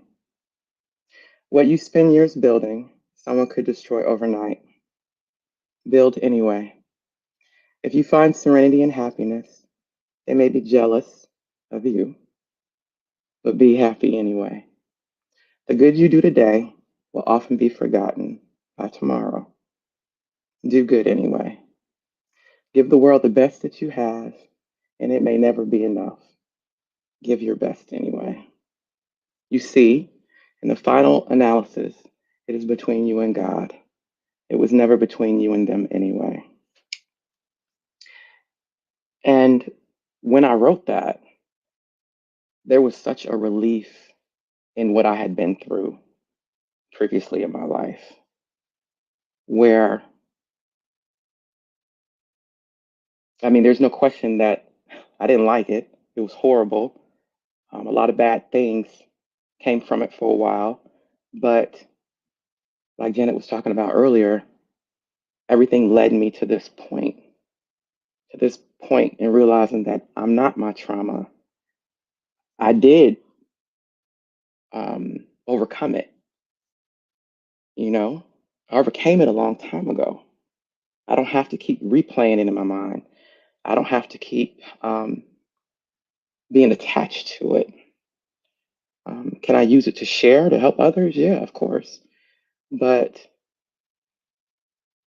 like Rob was saying, I kept carrying it, everywhere I went and didn't even know it until I was able to release it. So throughout this process, um, I've been able to be in a different place. And even though I'm not going to sit here and pretend with you guys that when I think about what happened to me, um, yeah, there's times where I get upset. There is. That didn't magically go away. Yeah, there's times where I feel like it was unfair. Or yeah, there's times I wonder what my life would have been like if that didn't happen and certain things didn't occur after it. But I realize, why am I replaying that? Why am I wondering, well, if this didn't happen, then maybe this would have happened, or maybe I could have accomplished this, or maybe no. Instead of looking at it like, I'm a thriver, I'm a survivor, I'm pretty damn proud of myself and where I am today and what that means. And I don't have all the answers, um, and I don't try to. And I've spoken to people that have been through something similar to what I've been through. And, they ask me questions about my experience. And well, how can you be so calm about it? How can you, accept it and be okay with it? And I would say to that for me not to be would be hindering my life, hindering the things that God put in me to give to the world, or for me to be living in my greatness and my gifts that He's given me to flourish and to be able to help others. I remember looking back, there was a time in the beginning when I first started working with Rob, and I heard him talking on a podcast. I think it was Thomas. I forgot Thomas's last name, but it's called One Word. And he was on there talking about his experience in the military when he was overseas in the desert and what that was like and what he went through. And I was just in amazement because I was like, how can he talk about this and everything like it's just no big deal? Yes, Thomas Salimi, thank you. But talk about it like it's no big deal. Like he's just talking about what he ate for breakfast, and I was just like, how can he do that without getting so angry or getting so sad or you know? And I remember thinking, I don't know how he's doing that, but I hope I can do that one day. And I remember telling him that I hope I can do that one day. And I realized later on, it's not that he doesn't have any feelings about it. He's just not carrying it around like that anymore. And he's helped to teach me how to release that ruck, as he says. So I wrote something about where I am right now, presently, today. I'm going to share that with you too, based upon my work with Rob, as well as where I am in understanding in the three principles. And I wrote it recently, just a few days ago, for Medium. So it's called My Journey of Life After Trauma. So in this moment of reflection, my mind wanders back to the many trials and tribulations that once held me captive. The resounding trauma that was my constant companion seems quieter now, replaced by the peaceful hum of healing, a testament to the profound insight of Sydney Banks's three principles. His teachings have woven into my journey, illuminating the truth of my existence. The first of these principles, mind, confirmed my understanding that I was not a broken vessel, shattered into 1,000 pieces, but a human being with an innate capacity for resilience and rejuvenation. I was lost in the labyrinth of pain, shame, and guilt, and every direction seemed to lead me deeper into the abyss of despair. Yet, The principle of mind reminded me that my life experience is created from within, and that trauma was like a dark cloud of thought forms, blocking out the sunshine of hope and happiness. Then the second principle, consciousness, allowed me to discover something that changed my life forever: the transformative power of healing. The realization that I could allow myself to heal was like a beacon of light guiding me out of the darkness. Consciousness helped me understand that I am not my thoughts or experiences, but the awareness behind them. Through this heightened consciousness, I learned healing is about recovering from trauma and reclaiming our lives, identities, and potential. The third thought, the third principle, thought, was integral to my healing process. As I confronted my past, I realized my thoughts shaped my existence. Understanding and accepting what happened to me was the first step towards healing. I realized that I couldn't change my past, but with the power of thought, I could decide how it would affect my future. For the longest time, I let my trauma define me, thinking of it as a heavy cloak, a constant reminder of my pain. But when I recognized that I was more than my thoughts, more than my trauma, that realization was incredibly empowering.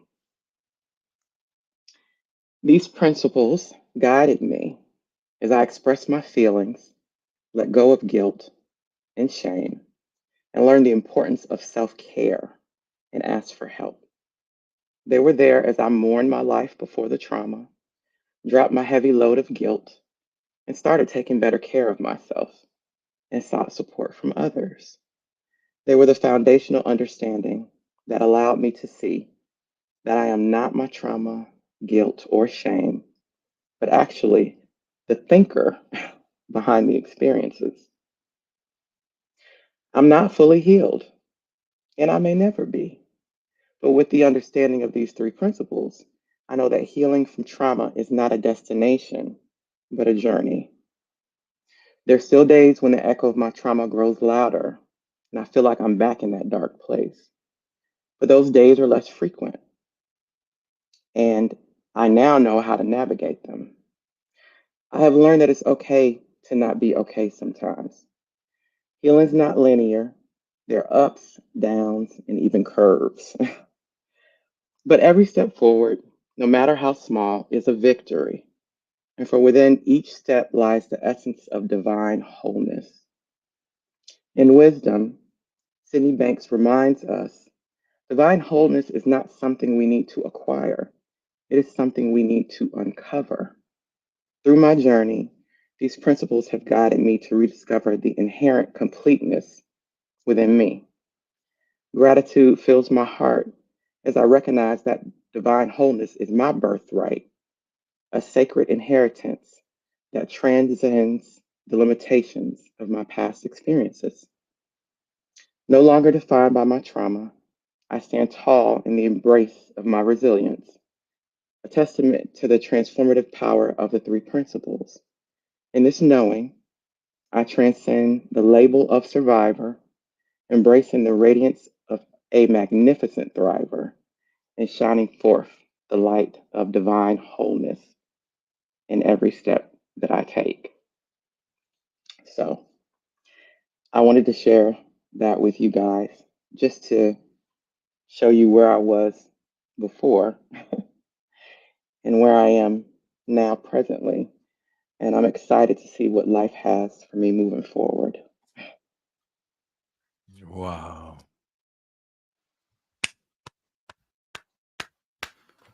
Like, I don't even know what to say about it. Because being being there through it, I had the perspective I was looking at it at. Um, but hearing the way you just shared that, it's like, wow, we own to something. Like we really own to something.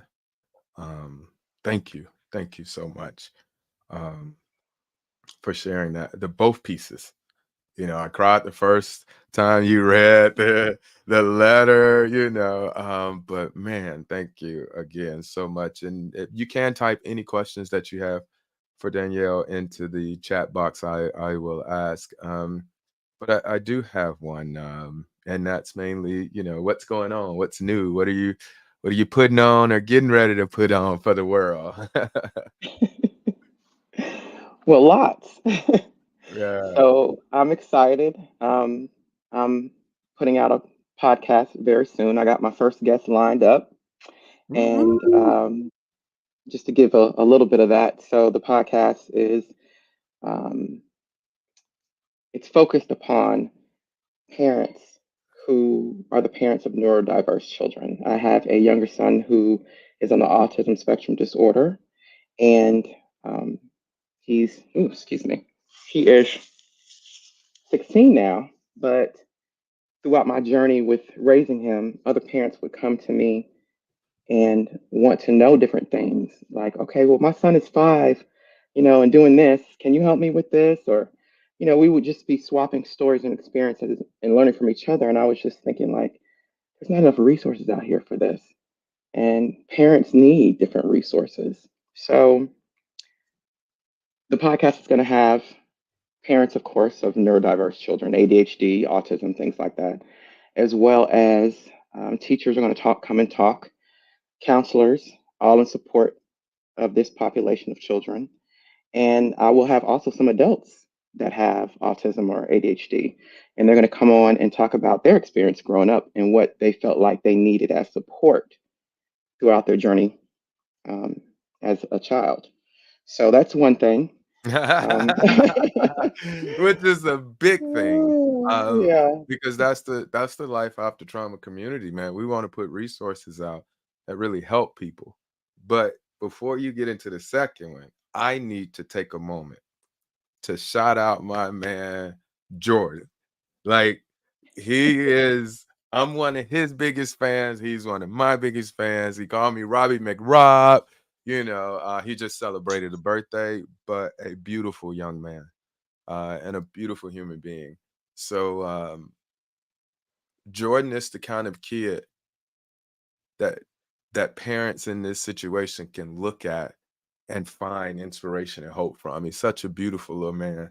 Um, and I won't steal Danielle shine and what they doing, but that kid is the man. You hear me? Yeah, but go ahead. You go ahead with what's next. I just had to shout out my guy Jordan. Oh no, he's gonna love that. So when he sees it, he's gonna love that. Thank you. So Evolve 2 is the creation of my business. And basically, that's just focused on helping others, women, men, it doesn't matter, helping to guide them like the way you guided me in transformation and self discovery, but with love, you know, um, that's important. And the biggest thing I always say about our journey together is the fact that you held space for me for everything that I was feeling, whatever came up. I felt safe and you held space for that. And I had never had that before in regards to my trauma. So I see how important that is. And I want to be able to give back and be able to do that for other people, to hold space for them, to help them work through that so they can be, the best person that they can be and live the life that they want to live, just like you've done that for me. Yeah, So yeah. I love it. I love all of it, man. And it wasn't planned again to talk about this because the scheduling thing happened so late, but I love that you talked about it and show your relationship now with your own life and what it is that you want to do. Sometimes when coaching people, especially for something so hard as overcoming trauma or getting their self-care practices in place, you get attached. And their results are part of your results, and you get very loved ones and things like that, and you get so attached that you almost suffocate their growth.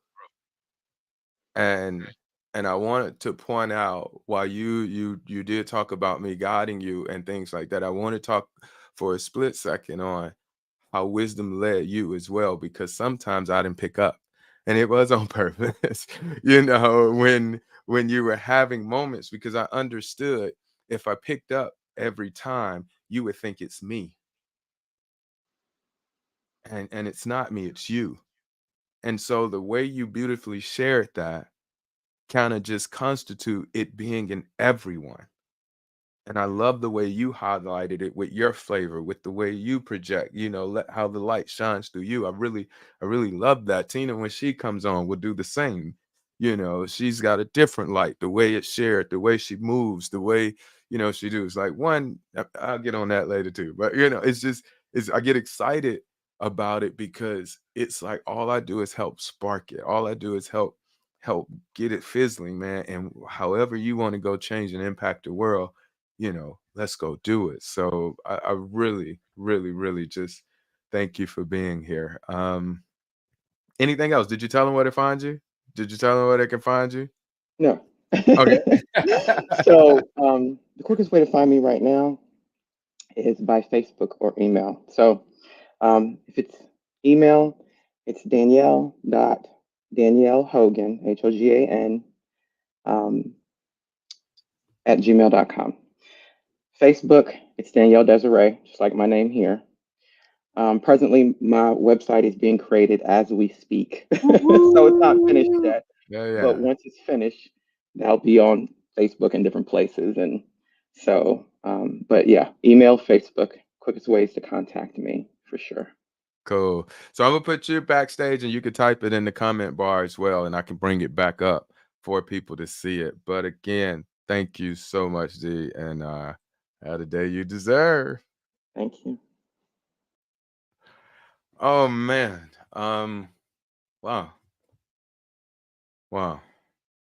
All right. I love you, twins. Thank you. Thank you for stopping by. Um, what we're gonna do is we're gonna take a break now. Um, this will be our long break for the summit, so it's about 30 minutes. Um, During that break, um, you might see me pop on and talk to a few people and stuff. But really, what I want you to do is kind of just take some time and let's settle what you've heard thus far in the conference. I'm going to play some quotes. Usually if you follow me for any point in time, you see the quotes, the Robisms that I put out, but I'm going to play them. And if any resonate that spark anything, have a thought experience about it. Just take some time and really love on yourself for the next 30 minutes. And we will be back here again. If something happens where the feed goes down, go to that email that was sent earlier today, crack in case of emergency. It will be an emergency because this has been such an amazing event so far. We do not want to stop. So when you come back, I'll get us back started and we go straight into the panel with my man DC, Tina Kendall, and Jewel Sweatman. All right. I love you. And yeah, enjoy yourself.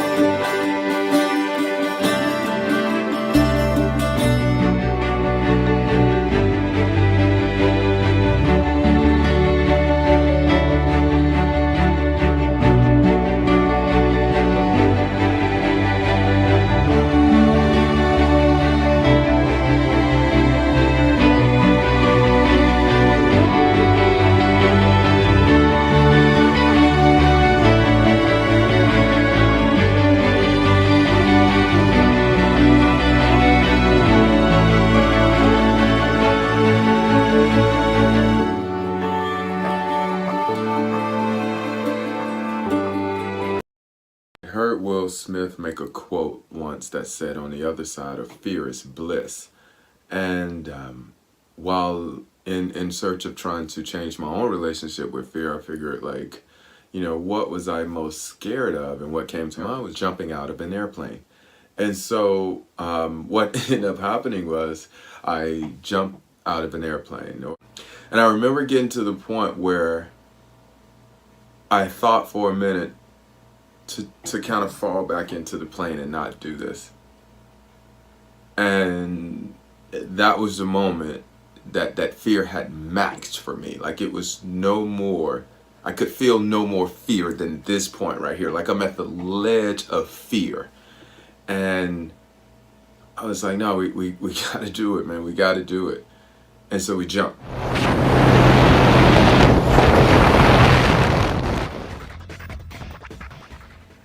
And for the first I don't even know if it was 3 to 5 seconds, it was as if I had made the worst mistake of my life. But within the time frame it took me to be conscious that I'm thinking this is the worst mistake of my life, the next thought that came along was the one that set me free, and that was, but you're flying.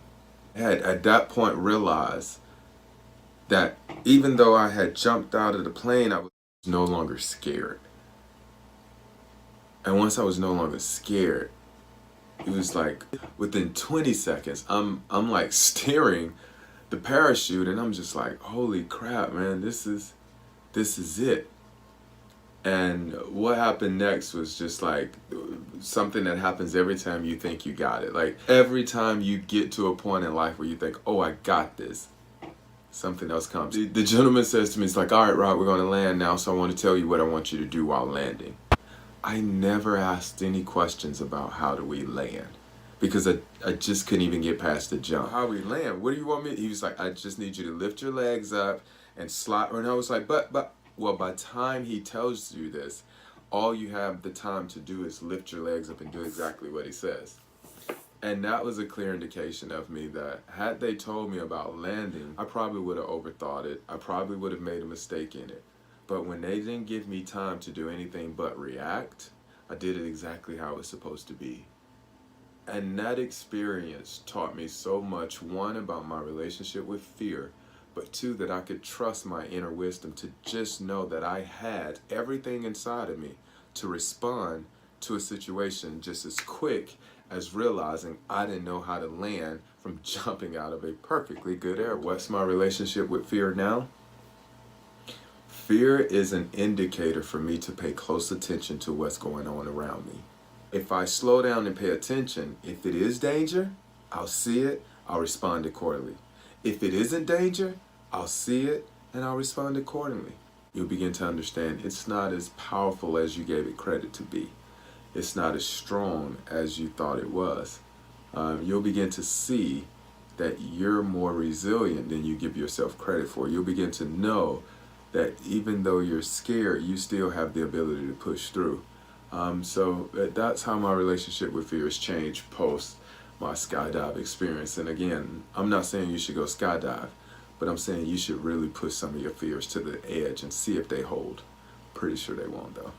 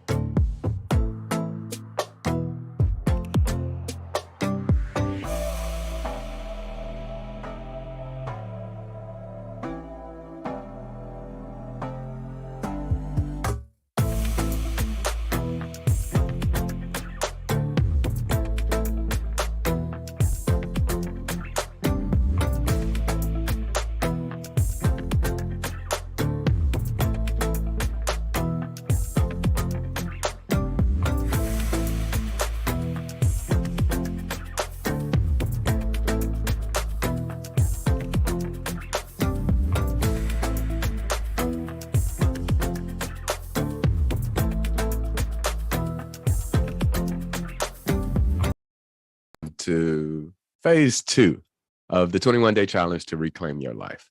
Before we get into the new information or the second phase of the challenge, I want to go back and recap phase 1, because I know some of the information may have been new to some.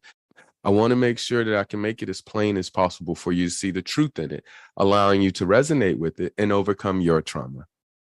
The 2 things that I talked mainly about was that we were spiritual beings having a human experience.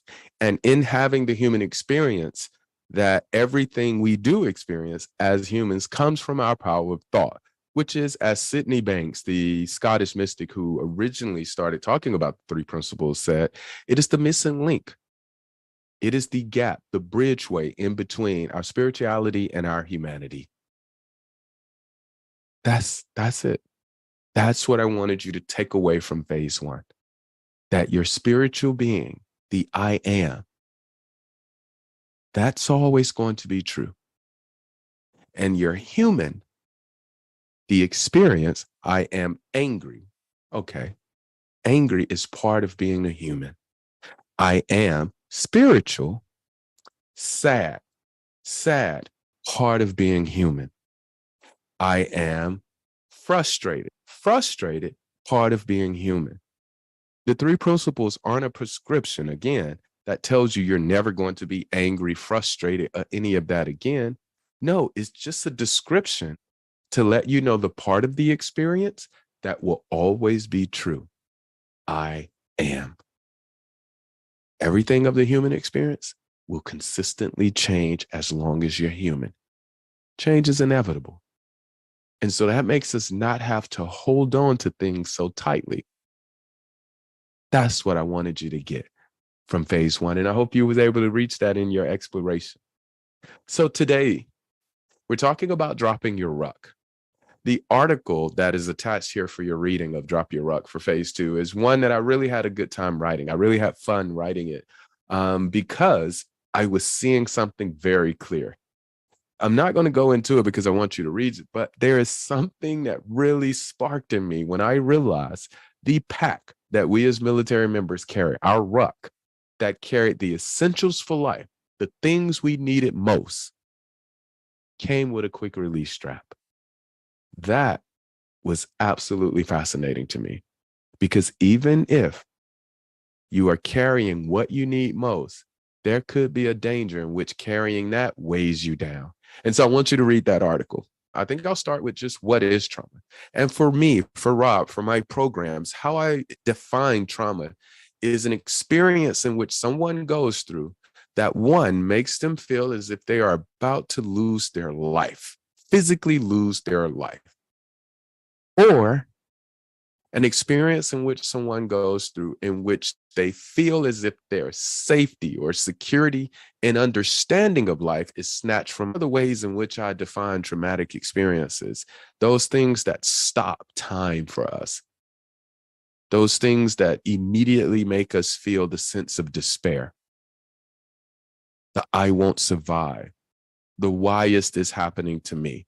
And most people who've been traumatized typically feel unsafe inside their bodies. You know, they're always going through some type of interior discomfort. They're, bombarded with all kind of flashbacks and things that happen to them as a result of not dealing with that trauma. And sometimes they get very numb. And I think that numbness is what's really their conscious or their awareness or their system doing what's best for them, because of the things that they're facing, maybe they're not yet ready to face. And so in talking about trauma, I need you to understand that your road, your healing is all up to you. That's going to be the critical issue here, is you're going to drop what you are comfortable with dropping. You're going to let go what you are okay with letting go. Not because I said it, not because it's something Rob wants you to do. It's something Rob wants for you, because I know when you release those traumatic experiences, it allows a freedom to set in, giving you a new experience of life. When you take the understanding that the power of thought is pretty much how we experience everything, well, knowing that thoughts are invisible, right? Then one has to ask, well, why are they so heavy? And what do I mean by that? So I have this water bottle here, right?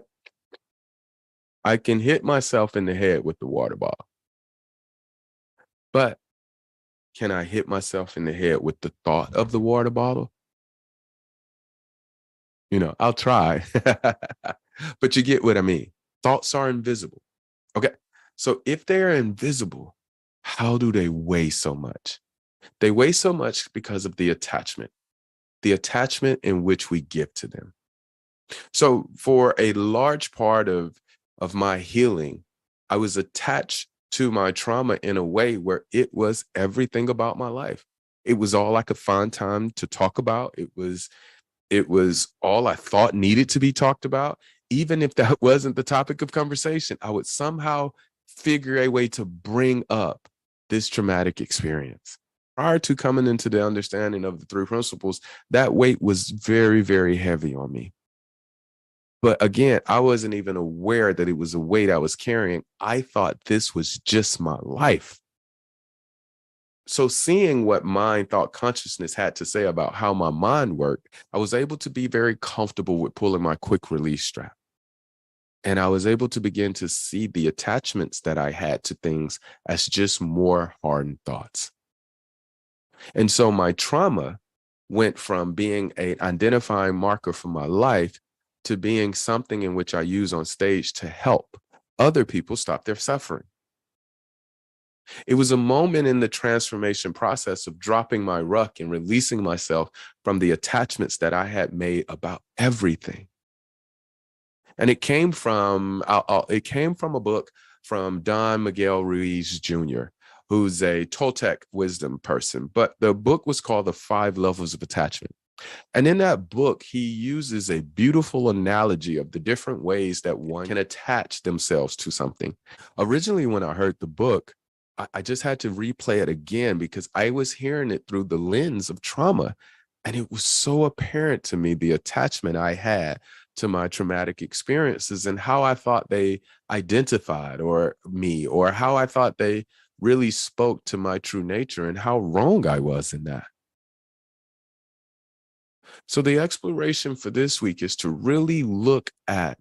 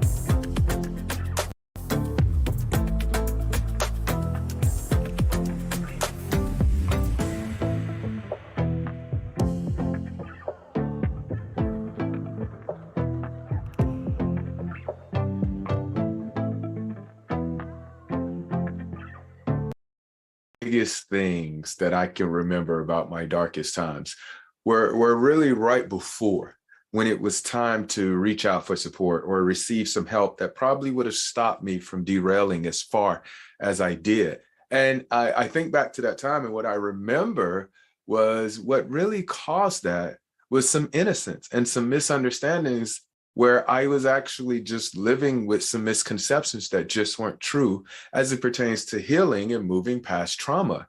And so I really just want to talk about three of them today. Three of the biggest misconceptions I think people make or have in the thought patterns behind their healing process, which really, makes it difficult. Healing from trauma is already hard enough, so to go compile on it and add these misconceptions and misguided things that, I don't know where it came from, but to have them also put into the recipe just makes it very difficult.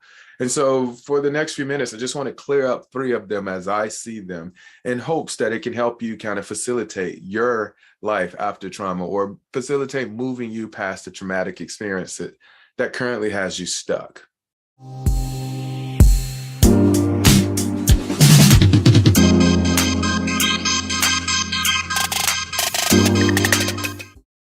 Misconception one, that healing is linear.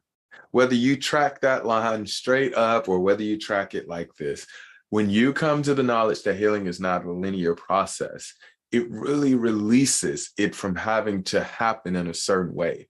Healing is almost like a dance, depending on the traumatic experience and how it happened and all the intricate details and parts of it, as you will remember in your mind.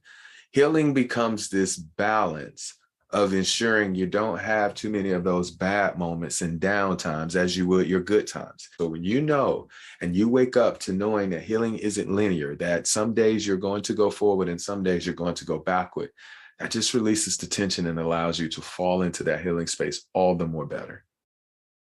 Misconception number two, healing, it happens on a specific time frame. We think that it has to happen in a specific time, and if it doesn't, then healing isn't possible. And that's just not true. Sometimes healing can happen in certain instances in 2 days. Sometimes it may take 2 years. But again, there is no timetable that says that you have to heal in a certain amount of time. The best thing that we can do for healing is set up our environment with 3 things. That's unconditional love, a safe space to heal, and a spark or guide to follow. If you have those 3 things in your healing space, right, you can trust the process that they're going to work. The timing is not part of the process. Timing does not qualify the process. Timing is just timing. But the process is having that unconditional love, having that safe space to heal, and having that spark or guide. And through that, it will generate healing from your traumatic experiences. Misconception number 3, that healing is automatically going to make you forget your past. And that's just not true as well. But even better for you, healing in no way helps you forget your past. What it does is put a renewedness to it, a renewed purpose, a renewed sense to it, that you understand that your past is actually just proof of your resilience. You begin to use the stories of your traumatic experience to show how strong you are and how you've moved through various events that probably would have taken others out.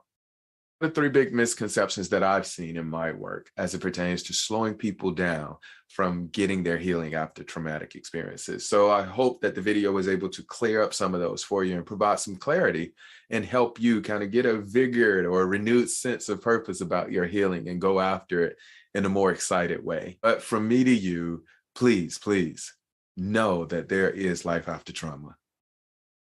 Have the day you deserve.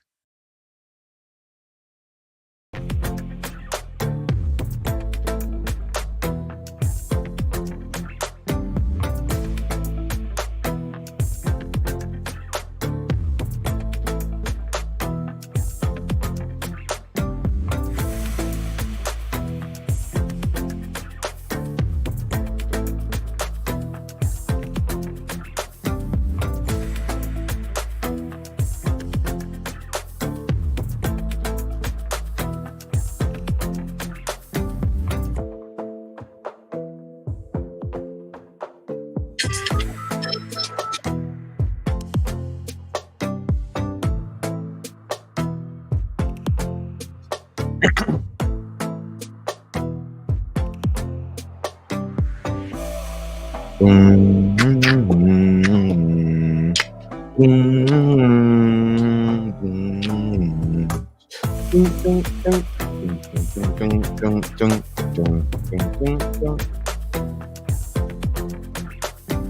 this is me backstage. It's literally how I get ready. This is it.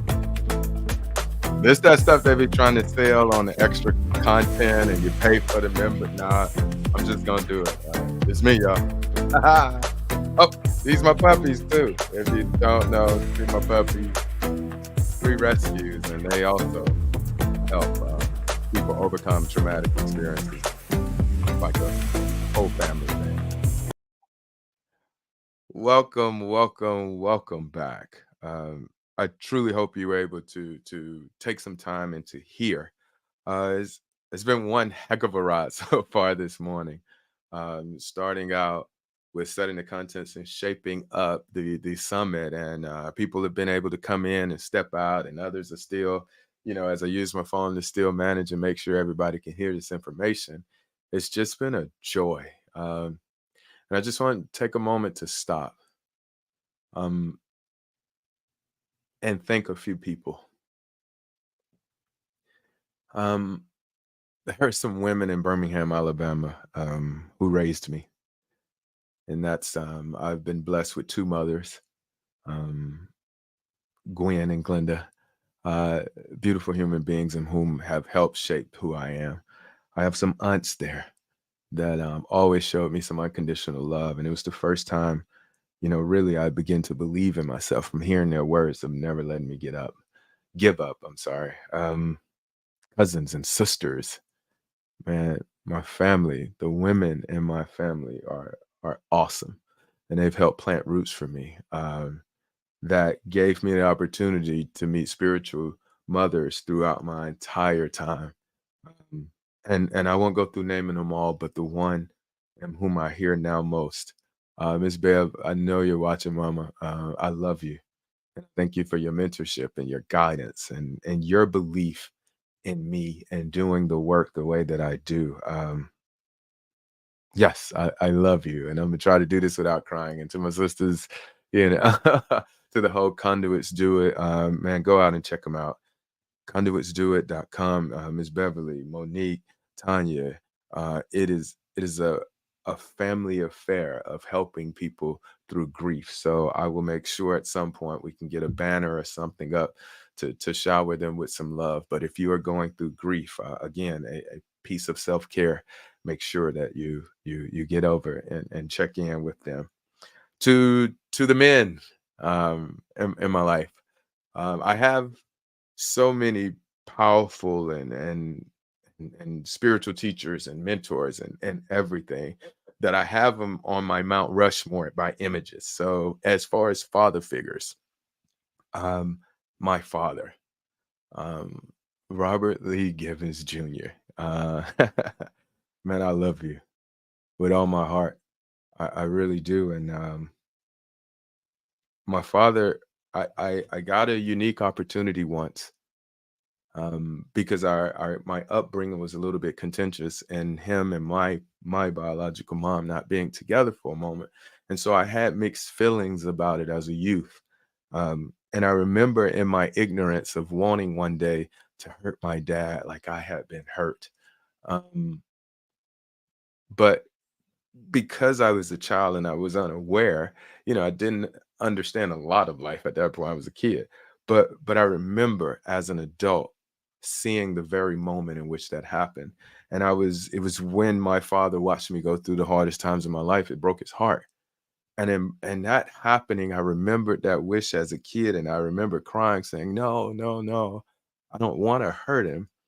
I just wanted to know exactly what I found out, and that was that he loves me, and he's always loved me, regardless of the space that has been between us or the situation. My father has loved me since I've been born, and living my life with that knowing now is absolutely amazing. It's nothing like it.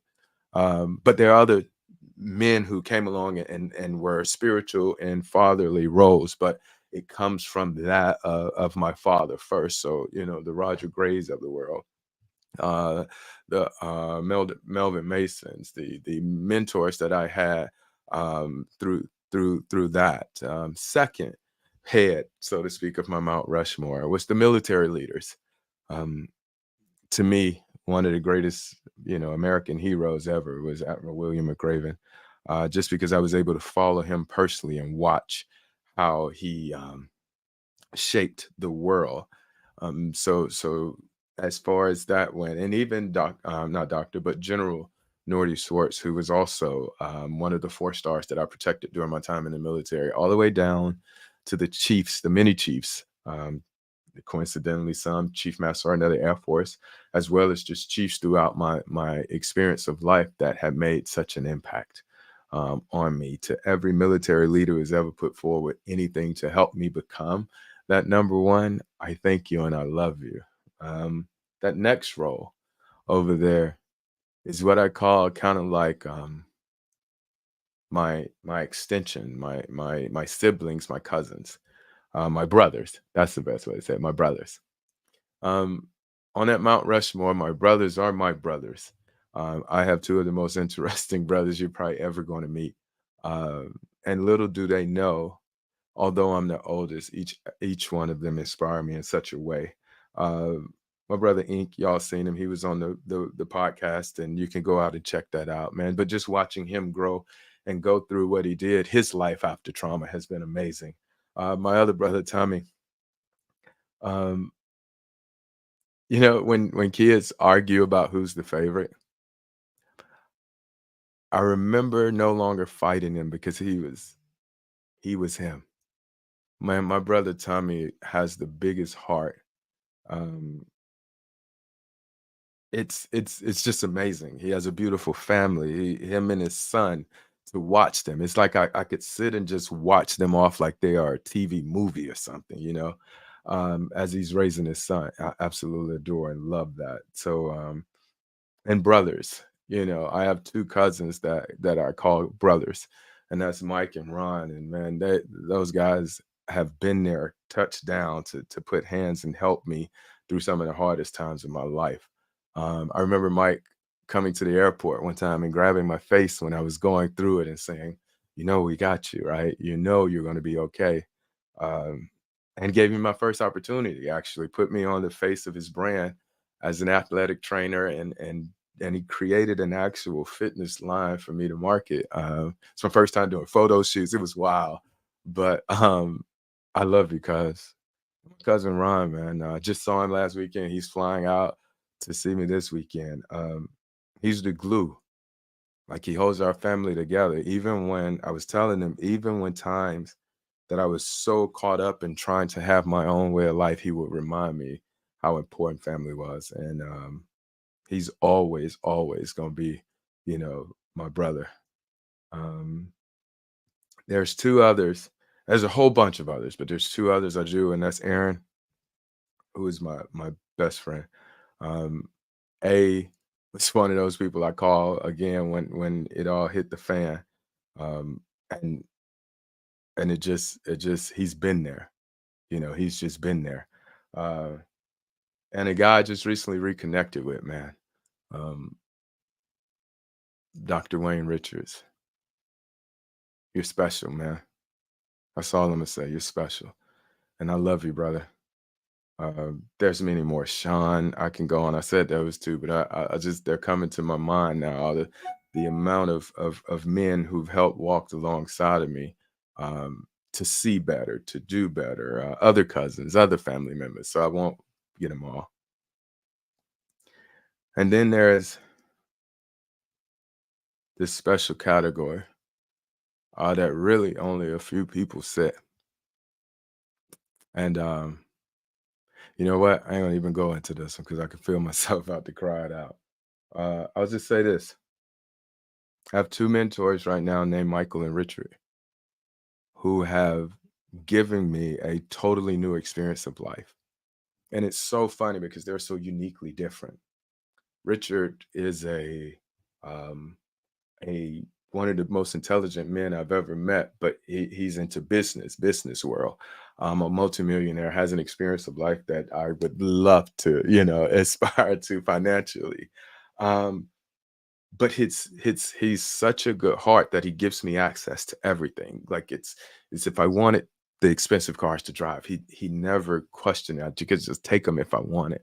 But he began to show me the difference in having real wealth and then trying to show the symbols of wealth. And it was such a pivotal lesson because it cemented the truth in me wanting to be authentic about everything I did. He really changed my outlook on being as transparent and as vulnerable and as open as I was. He was able to help show me that was my gift, my superpower. And man, that Michael Neal, if you follow me for any point or any time, you know that's my guy. Um, he helped open me up to a totally new way of life, and I love him dearly. And what I love so much about him is that I've had mentors before, and I even thank them too for when it happened or the way it went out, where when I challenged or pushed to them, um, they wanted to invoke a so-called controller power in a sense, and it was kind of like a there was so much weight on my results for them that it meant something else. It was no longer about mentoring me; it was about them. And I remember truly, really, the only conflicts we ever had were when I wasn't being myself. Like it was the moments when he could hear me trying to be like him, and he'd be like, "No, this doesn't work if you're not you. This you have to be yourself. We're talking about your lived experience, your life after trauma." And so many times I wanted to look to him and do it his way because I followed him as a coach. He was my coach, and he's helped impacting and changing the world. So of course I just wanted to adopt and do just as he did. Um, but man, I thank him so much for continually to point me to myself, for continually pointing me to myself so I could see it. And I see it. And I have 5 heads on my Mount Rushmore instead of 4. And the last one is every young man that's given me an opportunity to speak into their life. From my nephews, even my nieces, put them up there too, I guess. But to my nephews who hear me, to my young cousins who call me for assistance and help, I thank you for that. You give me joy for an opportunity to share with you something that I think would be helpful to your life. So I wanted to thank you to the young men and from One Inside Alliance in the Portland prison systems, McLaren, all of the facilities we go into and speak to up there. I love you guys. If you ever see this, man, we'll make sure you get it, but keep doing it, man. And to the Inside Alliance, the guys there too who hear me and allow me to impart in them, thank you. It's something I learned a long time ago to always have 3 relationships in your life. You always have somebody you want to look up to and inspire to who can help show you more. You want to have a colleague, a friend, a brother, a sister who at that same point in time is going through it with you that you can bounce things off. And then you always want to have someone that you're pouring into. And that cycle creates this energy, man, that shifts our conscious level, especially from what I want to be here for and my purpose on changing it with life after trauma. So that was a rant that I got on. Thank you for it. I'm ready to bring on these next panelists because this is about to be amazing. So first, I want to bring to the stage this young lady. I started working with her. Uh, I think it was 2016, and Yes, it was. it was okay. And from then, I just been in love with her work, with what she does. You probably see a bunch of school stuff behind her because as long as I've known her, she's been in school. But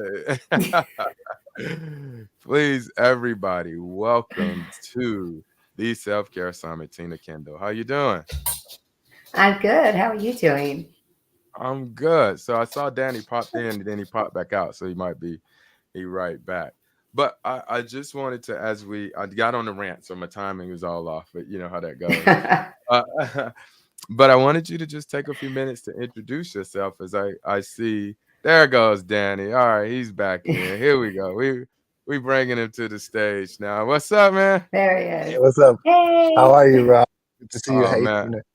Hey, I Danny. can't complain. Good to see y'all. So happy to be here. Thank you for sharing, Rob, what you shared there, because that was just like a beautiful, like, summation of a lot of things for me. So I appreciate you sharing that. Oh, I know, man. Thank you for being here and hearing it. Yeah, I am. We having fun today. You know, it's it's having a. People are starting to say it's getting late in Europe. I hear you. But thank you so much for staying as long as you could. You know. um, but yeah, man, I've been so excited about this for quite some time, and you know it. I bounce things off you all the time. Bouncing, you know, you put that fire under me just this week. I literally wrote the most I've ever written for the book after, you know, that fire you lit under me the other day. So I appreciate you for that part too. But we're here to talk about self-care. We'll get back to all that. I am going backstage. I am going backstage, and Danny, it's you're going to lead this panel, and that scheduling conflict should end here soon. And I'll just put Jewel in the room once she gets here. Oh, there she goes. I actually see her. So I'm gonna bring Jewel in. How you doing? Good. How are you? All right. So this is the power panel, everybody. I'm gonna just say a few words about it, and I'm coming off. This panel here has collectively, since I've been in the fitness game, the most education, the best lived experience, and probably one of the best delivering mechanism, charismatic ways of doing it with learning from Danny. So Tina is credentialed upon credential in fitness, and I'll let her talk about that. But Jewel has the lived experience, and took that lived experience. And I won't steal her shine as much as I want to say it right now, but I won't steal her shine on it. But what she was able to do within this accomplishment that I hope she talks about and create the business that she has today, which is how we actually met. And then Danny's just gonna be Danny, and y'all will see what I mean when I say that I love that brother, man. He's just gonna do what he do, and I'm gonna go Uh, backstage, and y'all gonna rock it, and I'll get people to ask questions, and I'll throw them in. But Danny, I'll text you, but it's all on y'all, man. I love y'all. Perfect, bro. It sounds good. Hey, hello, everyone. Well, Jules, first I have to know Hello. what he's talking about. What? Um, so as far as experience goes, I think the big thing that, like, the target word that he wants to use is my weight loss. I lost 115 pounds naturally through diet and exercise, and just made a complete lifestyle change. Turned it into a business and a way to help people. So yeah, that's the drum roll. Gotcha. I like. How did you do it? I mean, can we start off there? I'm hoping that we get some questions up here in just a second. But how did you do it? So my started kind of on accident. I was an overweight child from about like 5 or 6 years old up into my early 20s. Always tried to lose, always wanted healthier. I mean, at that point, you just kind of wanted to look nicer, right? Like I wasn't confident in my body. I wasn't confident in the way I looked and the way I felt. Um, was never successful as a child to lose the weight. And then in my early 20s, I ended up having a little bit of a health scare. I was in chronic pain. They couldn't figure out what's wrong with me for a couple of years. I never got answers from doctors. It was just a really hard time in my life. And I they thought it was, gallstones. They thought it was maybe an ectopic pregnancy. They thought maybe I just had some kind of mystery illness. They didn't know what it was. I was put through all these tests, tons of emergency room visits, and then by the time they figured it out, I had already been so afraid to eat the food that I was eating before. I was eating very bland. I was cutting things out of my diet, thinking like maybe it was the food I was eating that was causing all my pain. And I was scared to eat in a way. And by the time I figured it out, I already dropped like 40 or 50 pounds. And that was the most successful I'd ever been at losing weight. And turns out I had kidney stones. So yeah, which was pretty gnarly, especially going through that for a couple of years. And by the time they figured it out, I had a procedure to help get rid of them. I realized that I felt so much better. I actually was eating a lot more clean and a lot more simple. Wasn't eating anything really greasy, fatty, no fast food. I cut out soda completely out of my diet. I just felt so successful for the first time and like I had gained control, especially after having a procedure done. I finally felt so good afterwards. And I was like, wow, this is the most successful I've ever been. If I'm going to keep doing this, then I need to make it a lifestyle. I need to find a community, these habits and let them kind of snowball on top of each other. And I jumped into my first like fitness and started to cook really healthy for myself. And I just fell in love with health and wellness and eventually turned it into being a trainer and a nutrition coach, and then started making my own supplements and protein bars and protein snacks. And so that's how we met. He came to the gym where I was doing a pop-up booth promoting my product, and we met. We started talking. I told him about my story, and that is why I'm here today. That's awesome. Yeah. I love that. I love that. Tina, That's how did amazing. tell me about your journey? Well, wow, my journey is really long. I have been in the industry for about 35 years now. And I started my journey, I was working in the real estate industry. And I tell people this story and they're just appalled, but it was just the time. So remember that this was 35 years ago. And I worked in an office, and one of the managers came into my office and asked me to get a file for him. And I reached over, got out of my chair, reached over, and I opened up the drawer, and I picked up the file and I handed it to him. And he goes, "Thanks so much. By the way, your ass is getting really big." And that day I drove to the gym after work, and I immediately joined a gym. And I started taking the early morning class at 5:30 in the morning and just got hooked on it. And within a year, I was teaching the classes. And from there, I just started getting multiple certifications. And then I got my personal trainer certification. My poor daughter had to live through all of the courses that I went through, and just kind of watched me struggle through all of that. And I had a few years where I did bodybuilding competitions, and I'm pretty sure she hated me during that time. And when I turned 50 years old, I went back to school and I got my degree in kinesiology, exercise science. And when I completed that, I went on and got my master's degree in kinesiology. And I met Rob, like he said, in 2016. We worked together at Four Seasons. He was my boss. And we did boot camps together outside, and we just clicked. And from there, he became my business coach. He helped me get through COVID. I transitioned my entire business to an online format during COVID. And I've been able to just expand my business, my platform. I'm currently revamping my entire business right now to move even more online.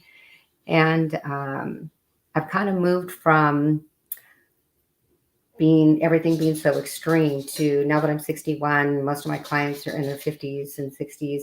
And so I'm moving more into the more wellness and holistic type of workouts for people. I've recently have gotten really involved in yoga, which I always laughed at people who did yoga. And now I'm hooked, and I do yoga between 5 to 7 times a week. And I still train with a trainer a few times a week for resistance training. But I've scaled it all down because I'm at a point now where I feel that everything should feel good. I had several years of always being in pain and always hurting. And now I just want to feel good, and I want to help other people feel good. That's so cool. Like both of y'all's journeys is like amazing. Uh, Rob has tasked us with a few questions to answer for everybody. Um, I guess I should tell y'all a little bit about me because Rob just kind of left everybody in the. Yes. Yes. I met Rob at Super Coach Academy in 2020. Yep, right before COVID. And I mean, it was with Michael Neal, and my mind was blown, right? So we're sitting down and we're talking, and one of the first things he asked me was, "Are you looking to coach this for people, or are you looking for this for yourself?" And I was like, "Well, I'm looking to coach this for people." And he was like, "Well, see what happens if you start looking at this for yourself." And I have 5-year-old twins that I stepped away from my full-time job to start raising. And in that time, since they've been born, started working with a guy, one of my mentors named is Benny Wiley. He won NBC Strong TV show a while back, which is a health and fitness show. He's the head strength coach over at South California right now. And then he was a head strength coach at OU like a couple years ago. So like big guy, big name, personal trainer. And I just come to this from I'm getting my yoga certification right now. So like, I'm coming to this whole thing from just like, oh, what's possible? So I'm just happy to be on this panel with y'all. And like, I know it sounds like y'all have had an amazing experience of this thing we call life. So I'm excited to share. Sounds like we all need to do yoga together. I know we should. I definitely think we should. I'm going through a yoga training myself right now just because I do everything to the extreme. So why not, right? Exactly. Why not? So here's the question that we have. So what are 3 things that you would do for your self-care in regards to, let's start with fitness. Okay. Jewel, you want to go first? I'm sorry, what was the question? What are 3 things? What are 3 things that you would do for your self-care in the area of fitness? In the area of fitness, I would say find a way to fall in love with movement. So whether it's like romanticizing strength training, or I want to say like becoming smitten with being in nature and going hiking, find a way to fall in love with fitness. If you are a really competitive person, find something that's active that has like competitions or a way to compete against your peers. Just find a way to fall in love with movement and in a way that you can identify with. Absolutely. I totally agree with that. I think that, and it was so funny because I was writing notes, and one of the things that I wrote down was to find things that make you feel happy, that bring you joy. And for some people, that means getting on their bike and riding a bike. And for some people, it means going into the gym and lifting weight. It's whatever brings you joy. And, sometimes you have to try different things. You have to go to different places and work with different people to kind of find that thing where you really click, and you can find that thing that just sparks your energy and makes you feel successful. One of the things as a group fitness instructor, I used to tell people all the time, my main goal here is for you to feel successful when you walk out the door. I just want you to get one thing out of this. You don't have to master the whole thing. Get one thing. And if it brings you joy, then you're going to go back and do it. Well, and it gets better over time, right? I always say it's like first try to drink black coffee, love black coffee right away. Acquired taste. You may walk away and you feel good afterwards, but it takes a while for that to build up and become impactful. But as long as you walk away and you feel good and you feel better than you did when you first came in, that makes a difference. It'll compound. Yeah, that's so true. There's one of the studio that I train at, actually that I practice at my yoga. There's a instructor there who's so amazing, and he finishes every class when we're in Shavasana. He says, "I hope that you feel better now than you did when you walked in the door." Yeah. And it just resonates with me every time he says that, because that's what I want my clients to feel like when they're done. When they leave, I want them to feel better than they did when they walked in the door. That is, oh, thank y'all both for that. We have a question from the audience now. And that question is there so many things that I know I could be doing for self-care and exercise? Could you help me distill it down to a few key fundamental things? I'm gonna start with you, Tina, on that one. I'm going to say actually what we were just talking about, something that is going to make you happy, something that you're doing. If you are going to the gym or going to take a walk or take a hike, but your heart isn't in it, and you're like, and you feel like you have to do it, right? So people underestimate just simple movement and the power of just taking a walk after dinner or a walk after lunch. It's if that makes you happy, start there. Start with what's going to make you feel that feels good for you to do. Don't overthink it. It's just like with food. Don't overthink it. Keep it as simple as you can. If you enjoy riding your bike, then go ride your bike. If you don't have a place to ride a bike, then find a stationary bike. If you enjoy hiking, find some hiking trails and find people with like-minded goals like you have, so that you guys could do those things together, and then you can find each other, hold each other accountable, and there's always somebody there who can support you and be there with you when you do it.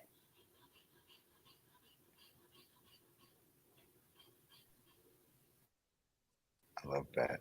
What about Jules? You have any thoughts? I agree. I think I feel like what we were just talking about really ties into that. It is such a broad question, and everybody is so different.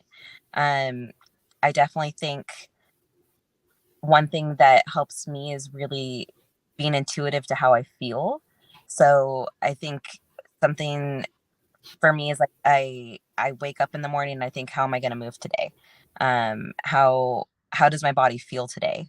Really getting to a place where you can kind of listen to what your needs are, and being a little bit more intuitive with your body, because some days you do need like a a lighter day and you need to maybe just go for a walk, and that movement still makes such a huge impact on your body and how you feel.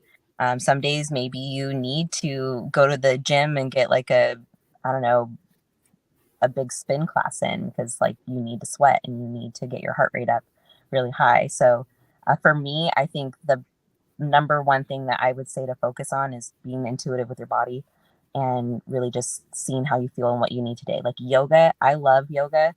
I love hot yoga, especially on a day that I'm feeling super tight, when my muscles are sore. Yeah, when I've had a really long training week and I'm like, wow, I've really been beating myself up this week and I still need to get movement in, and I know I need to stretch. Why don't I go do some hot yoga? I'm going to sweat a little bit and my body's going to feel good because I get to stretch and I get to move still. And then I'll get that clarity in my mind because I need to take that time for myself for today. And so I think it's really good to check in with yourself every day and see what you need, because every single day is going to be a little bit different. Oh, Exactly. I personally, I could tell you the answer that I formulated, but that's not who I am. Who I am is I'm just going to give you a story about like what I do, and hopefully you could get something from that. So COVID hit pretty heavy around here. We every gym stopped shutting down. I think that's why everybody got into things like yoga and things you could do at home. And me and the people in my house, we started, doing yoga. I was writing programs when it first started out, right? I was writing my own programs, and then I slowly slid on down. And by the end of COVID, I did not want to go back to a gym when they opened back up. I'll be honest with you. And now that we're so far removed, there's a lot of things that have happened in my life. And most importantly, we moved to where the mountains are. And so when we first got here, I told myself, look, I got to start going to the mountains now, or I'm never going to start going. And I started going. And, I'll be honest, I've been blessed with whatever athletic abilities there are, but things are still hard, right? If I'm climbing a mountain, it's hard. It's not easy. Even if I'm in the best shape. So what I've ended up doing in order to because I love taking friends with me hiking, and they're always like, Danny, you're gonna make me look bad. I got a ruckpack, which is a backpack where I put weight in it. So now I put weight in my backpack to walk with friends on hikes. Well, I don't want to stink when I'm on a hike with a friend, even if I have a backpack. So I started walking my dog and running with weight in my backpack, which all seems crazy, but I didn't start there, right? I started by walking my dog. I started by walking the kids to the park, which was a half a mile down the road. And then once I got that in, then I did a little bit more and a little bit more. I didn't start off with the hardest hike. I started off with the flat hike. And I moved from the flat hike to like taking my friends with me to, oh, I saw a hill over there. Like, let's go climb that hill together. And we just slowly built on and built on and built on. And so what self-care looks like to me a little bit, and what I've also heard them say, is self-care can be challenging yourself. Sounds weird, but like setting a challenge for yourself and going after it in a way is caring for yourself. Like I would love to be 60 and doing yoga and having a strength trainer. Like I would love that. And the reason why she's able to do it, I mean, don't get me wrong, you can start at any age. But what I love about it is if you start now, wherever you are, you're going to be able to progress and do more and do more. And what she's doing at 60, like I wish I could do it. So anyway, that's my little 2 cents. Yeah. No, I think that's great. Have you guys ever heard of, I forget who says it, but it's always the rule of one more. Like whatever you're doing, Yes. what add to it just to go like one step further. Because the thing about humans is we get bored, right? So if we do the same thing, we have the same goal every single day or every single year, like we're going to get bored, and that habit kind of almost falls off, or it doesn't even feel like you're accomplishing anything anymore. But also the human body adapts to things so well too. So if you're not looking for those ways to push yourself just further a little bit every day or every week, then are we really progressing? So I think that was a really great opportunity for that. Yeah, Tag on that's real really quick. true. Sorry, just real quick, just a quick tag on to what she's saying. The reason why you don't start off on the deep end is so that you can progress. And life is about those progressions, like she's saying. So just start simple. And then as you like, even if you could do a marathon today, I don't suggest you start. No. No. But I'll add on to that with, you know, I always love the fact that they call yoga a practice, because you're always, every single time you walk, every time you step on the mat, you're going to practice. You're practicing. So if you fall down, it's okay. If you lose your balance, that's okay. If you can't get a move, it's okay, because you're practicing. You're practicing to improve each time you step on the mat. And I've always had that feeling, even when I train and when I work with my clients, is that, like you said, we start small and then we slowly build. And so even when it comes to fitness and it comes to your workouts or whatever it is that you want to do to make your body feel good, just remember that we're always practicing. I mean, we're practicing in everything that we do. Everything we do, we're just trying to get just a little bit better each time. So it's like the number 8, it's infinity. It's that constant thing. It's never ending. And that's why it should become your lifestyle, because it's never ending. And then you just get better and better. Sorry, I didn't mean to interrupt, but it's individualized. Yes. Everybody's so different. Yes, absolutely. Yes.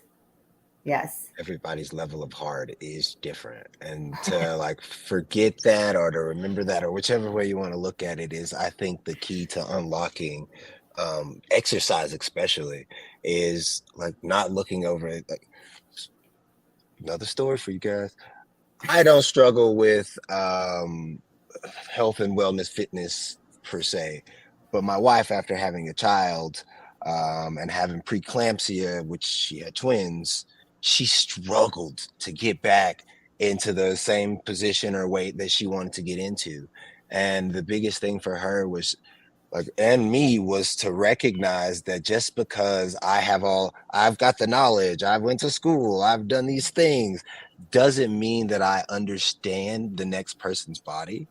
And when I really understood that, and I saw that her body was where it was, we were both able to progress. She was able to progress in her exercises. I was able to progress in my coaching and my understanding as a husband, as a human being. And I think that's just super big to like take on, is each one of our heart is different. Each one of us, when we come to that table, what we're able to do may look completely different than somebody else, but what we're able to do tomorrow, is that better than what we did yesterday? Right. Yeah. You also bring up another great point. Fitness is just like anything else. It's not, it's not linear. It has its hills and its valleys. So just like your wife, I'm sure her fitness level was at a certain point before, and then, she has to meet herself where she's at after giving birth, and not have these high expectations of herself. Personally, I recently just had abdominal surgery, and I know that I can't, when I'm cleared from the doctor to go back into working out, I know that I can't go pick up my deadlift that I was doing prior to surgery, and I need to be okay with that. Because you have to, like you said, with yoga, it's your practice. It's not anybody Yes. else, and you're not Yes. competing with anybody else, and you're not competing with who you were before either. So I think that's also like a really good point. Yeah. And I'm going to jump on that by saying one of the biggest problems that especially women have, because I have probably 80% of my clients are women, is they're constantly looking back. When I was in my 20s, I could do this. When I was in my 30s, I could do this. I would say, yeah, but you're in your 50s now. So let's find that best version of you at your 50s, because you're never going to be 20 again. You're never going to be 30 again. So stop competing with that person. Let's see what we could do with who you are now and be the very best version of who you are. It may look a little different, but you're still going to have success. You're still going to feel good. You're still going to be strong. You'll still be able to move about and play with your grandkids and do all those things. We just have to realize that and sometimes we have to push those negative thoughts out and remember that we're not competing with, I'm not competing with 30-year-old Tina anymore, or 40-year-old Tina. I'm trying to be the best that I can be at 60. So. And that's such a hard concept to grasp. It's hard to hear that. It's really hard to hear that so many times, because it's like you and you preach it. You think you're walking that walk because you're talking that talk, and then you have to remind yourself, oh, it is so really hard. It's really hard to grasp that sometimes, and it's hard. I do it all the time. I tease people all the time. I go, I know in the morning you're brushing your teeth and you're going, and you're looking at, and that's when we're all critiquing ourselves. This first thing in the morning, you're brushing your teeth and you're looking at everything that you hate about your body. And look, I do it too. It's just human nature. And I know for women, it's hard. We have all of these expectations and we have these images that we feel we have to live up to. It's very hard to push that away and realize that we're perfectly imperfect who we are. Yep. So just try to accept that. It's hard though. It really is. So let me ask y'all this. What are y'all doing in regards to your nutrition? Or what is a key that you would give us for your nutrition? Well, I'm going to let Joel start because, and I'm going to be coming and buying some of your product real soon, just so you know. So one of the struggles that I had to get through was being mindful of food. I didn't eat out of hunger. I ate out of emotion, out of boredom. My family was not well educated on food. We were the family that went to Costco and I got the frozen chicken teriyaki bowls and Eggo waffles. Like, that is what I grew up on. That is what I ate. There was no limit. You ate what you wanted whenever you wanted. And so I've definitely gone from a place of that to I felt like I got to a really healthy place when I first lost my weight. And then I went to a really restrictive phase where I got down to my leanest, that I would say problem. And now I'm kind of meeting myself somewhere in the middle where I love food. I love to talk about food. I love to make food for people. Not only do I make my products, but I also have a meal prep company too. So we get to feed people delicious, healthy food every single week that are too busy for themselves. And I personally, now what I do is I try to prioritize protein. And that is definitely not something. I didn't even know what a protein was when I first started my journey. I had no idea what it was. And now I literally have a protein snack company and supplement company. So I went from 0 to 100. And that's something that always, I feel like, is the rule of thumb for me, especially if you're really busy, you're traveling, you're on the go. I personally am in my car like I am right now all the time. And so I keep a cooler in my car with food, or if I'm going to stop somewhere to grab something to eat, my first thought is always protein.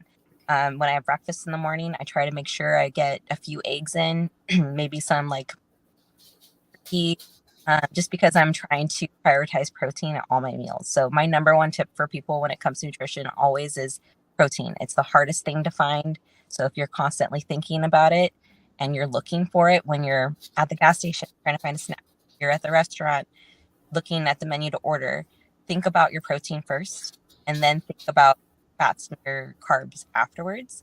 And if you do that and you yourself up on your protein first, then naturally you will tend to eat less of the carbohydrates or the dietary fats.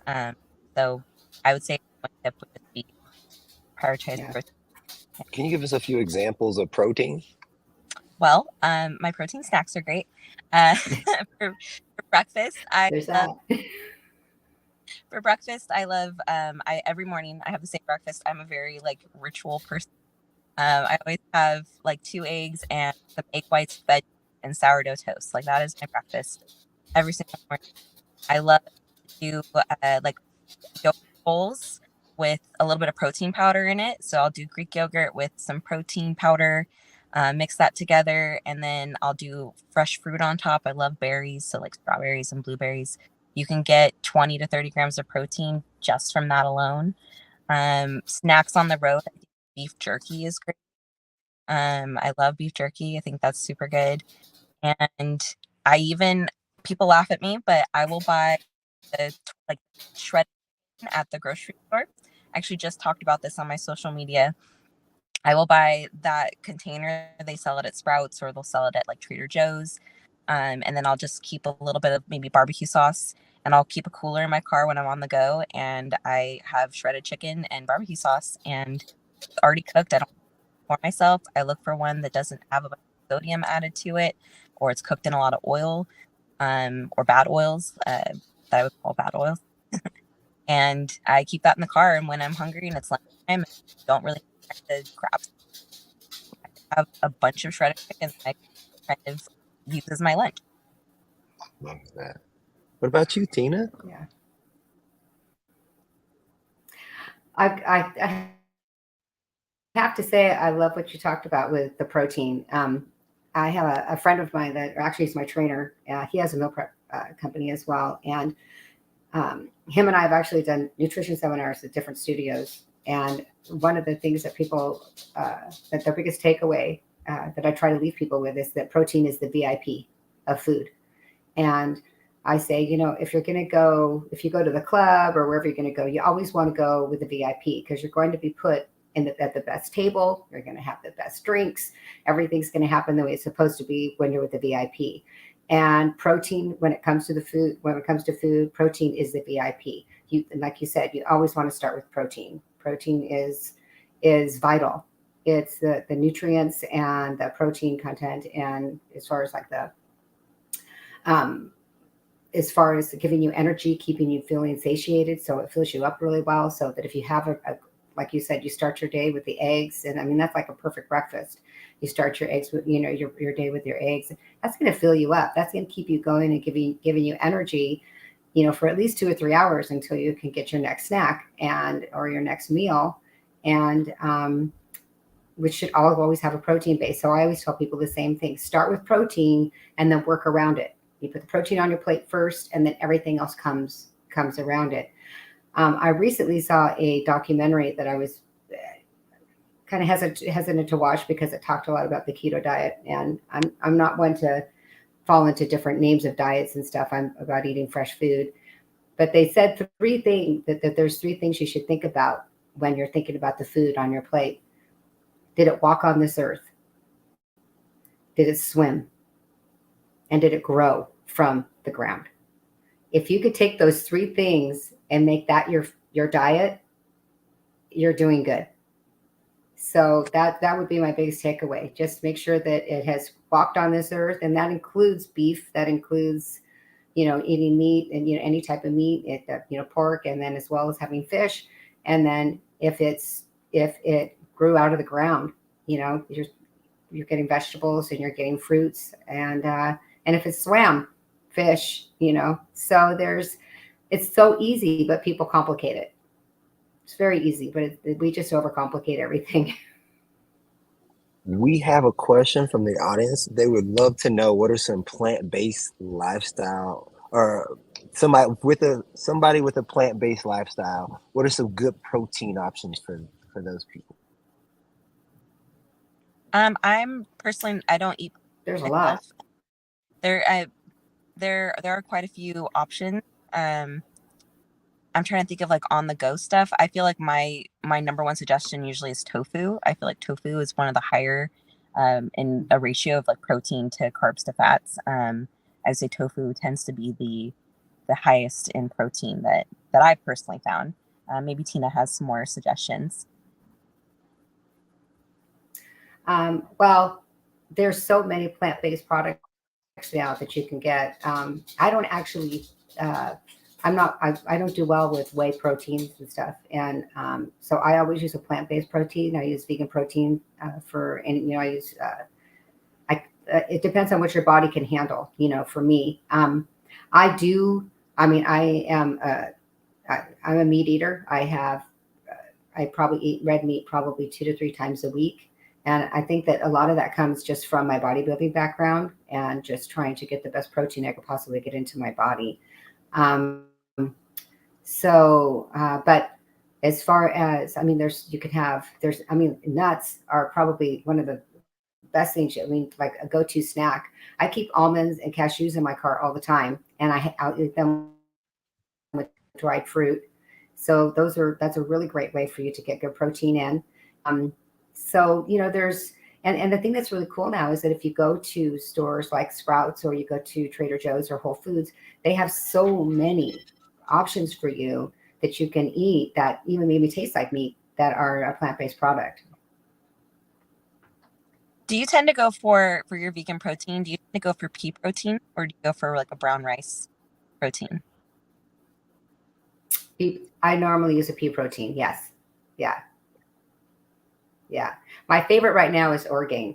I love Orgain. I use that. I also use their collagen powder in my coffee in the morning.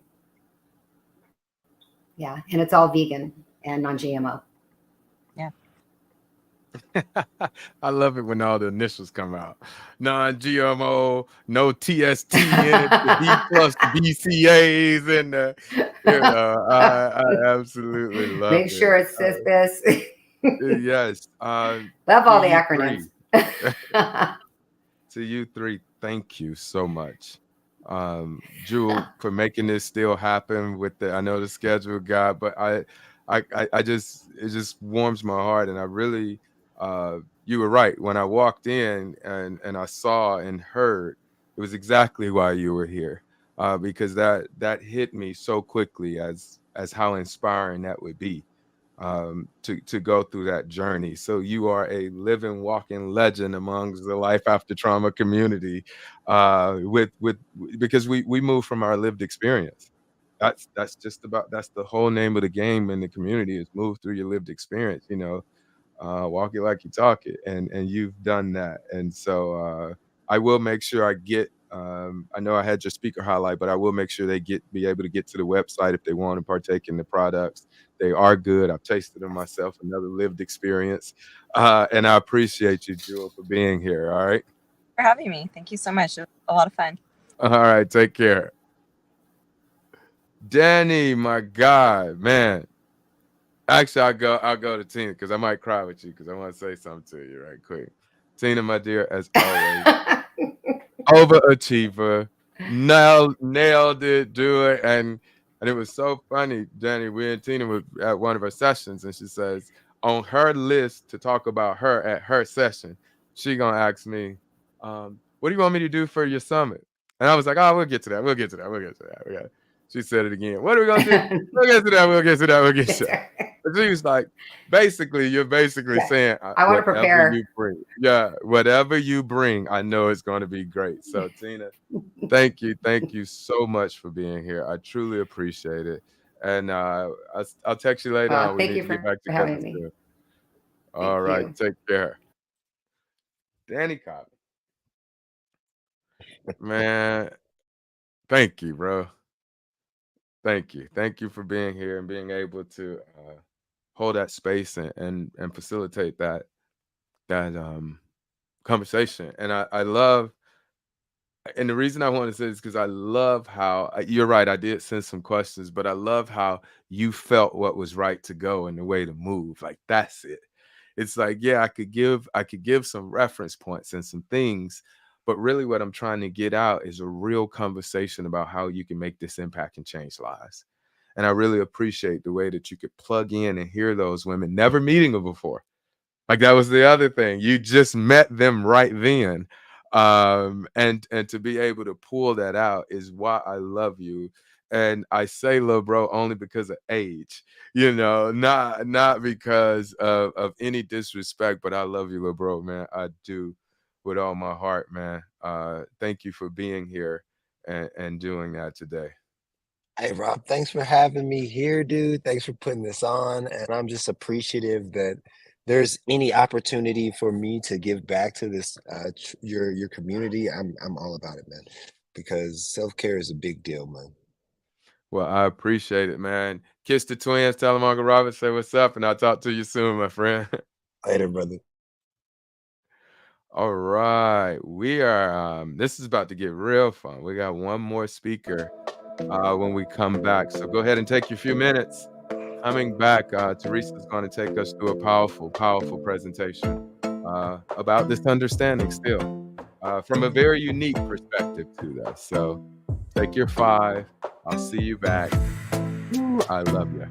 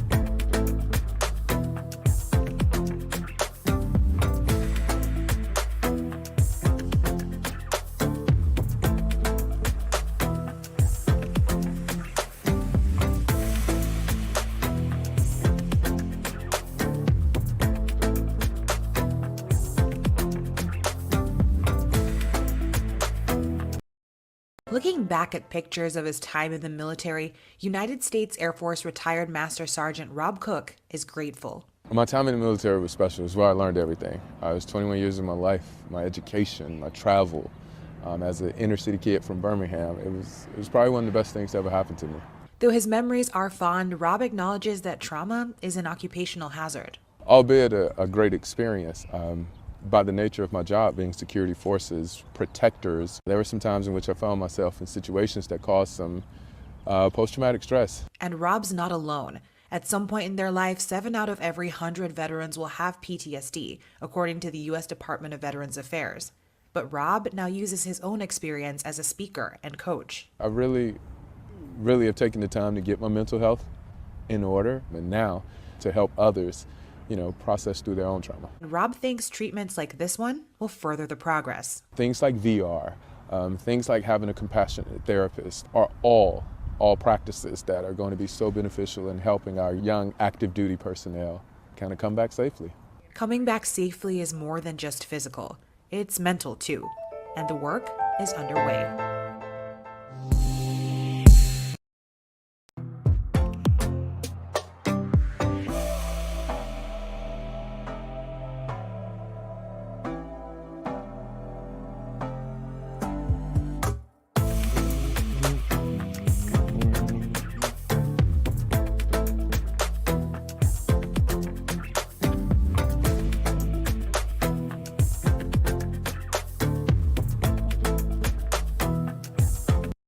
I'm ready. Enough of that.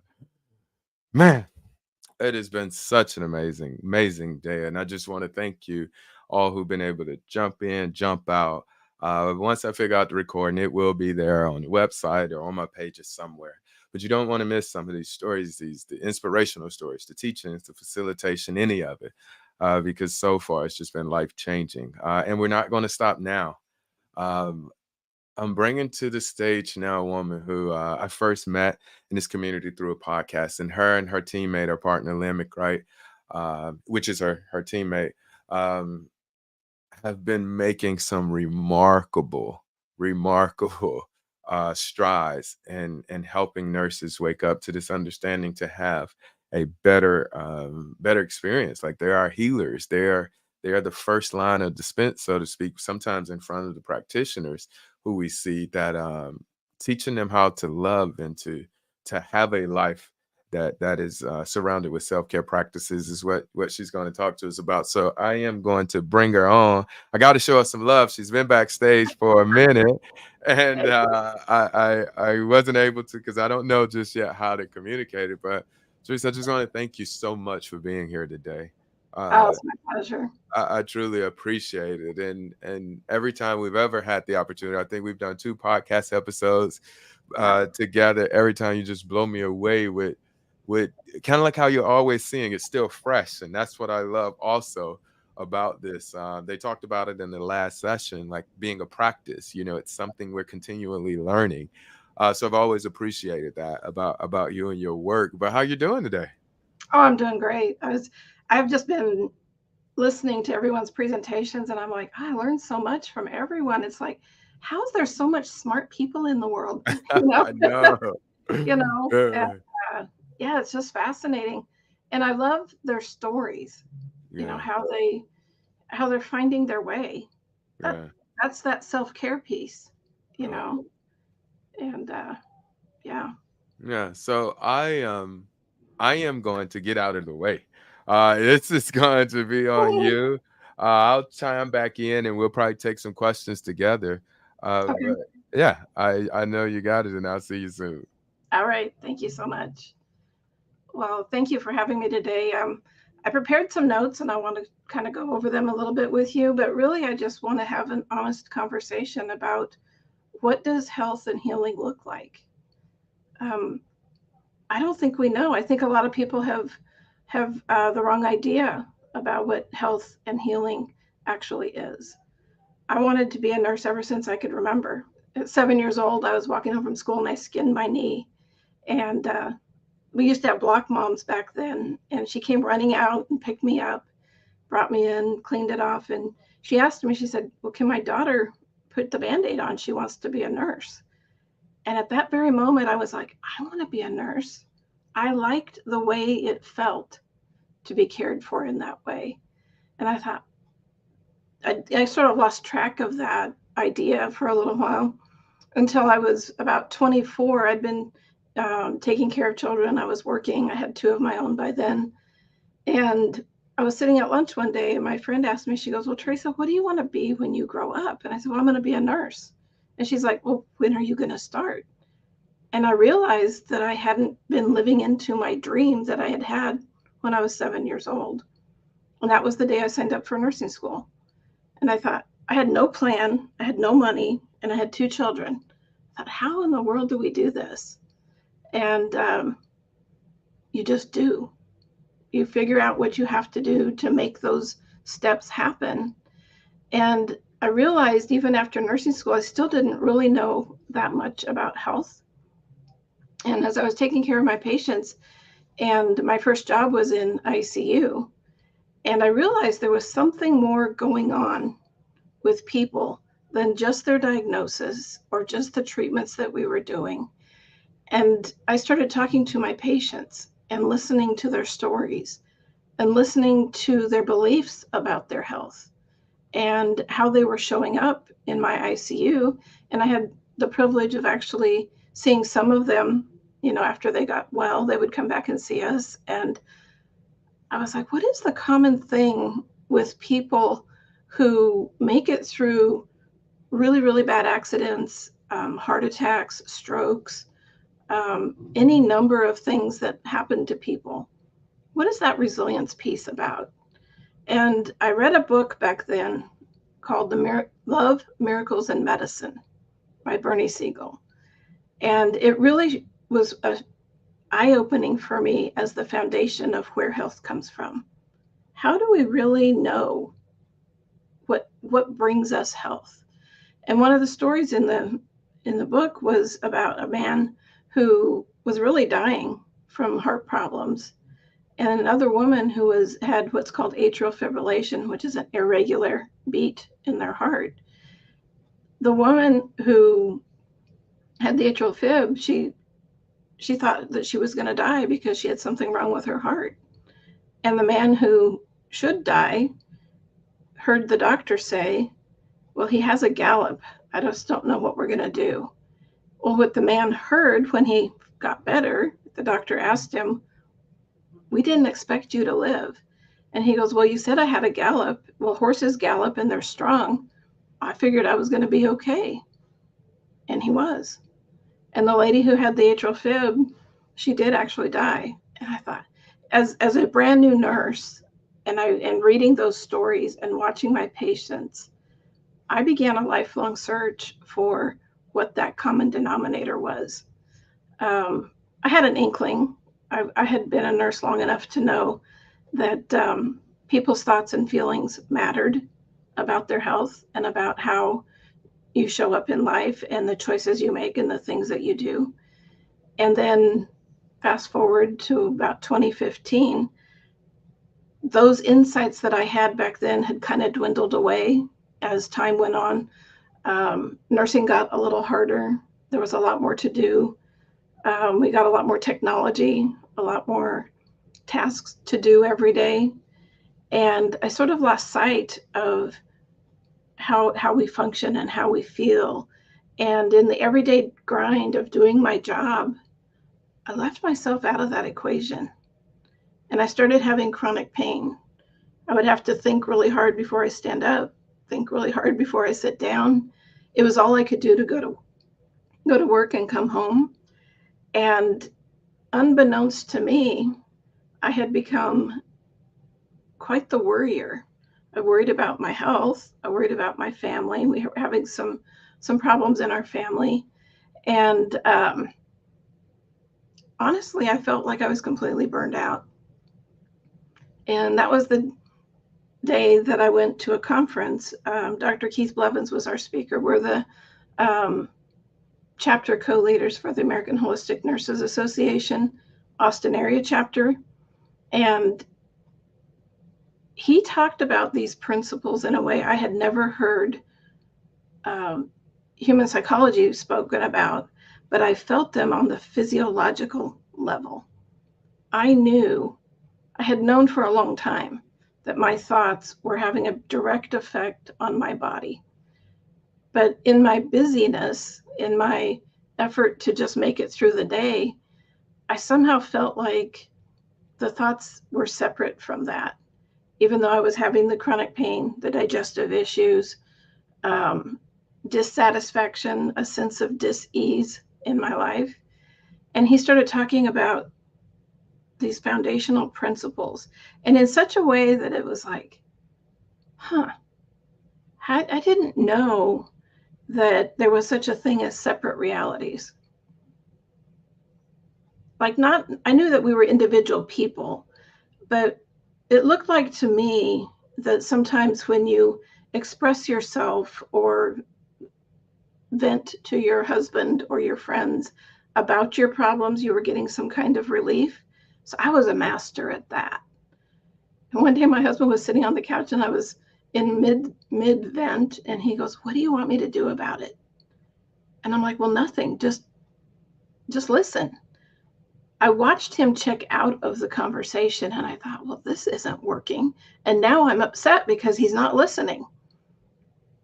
And so when he talked about separate realities in that conference, I understood deeply for the very first time how much I lived in my head, my internal dialogue, and didn't know that there were principles that guided that.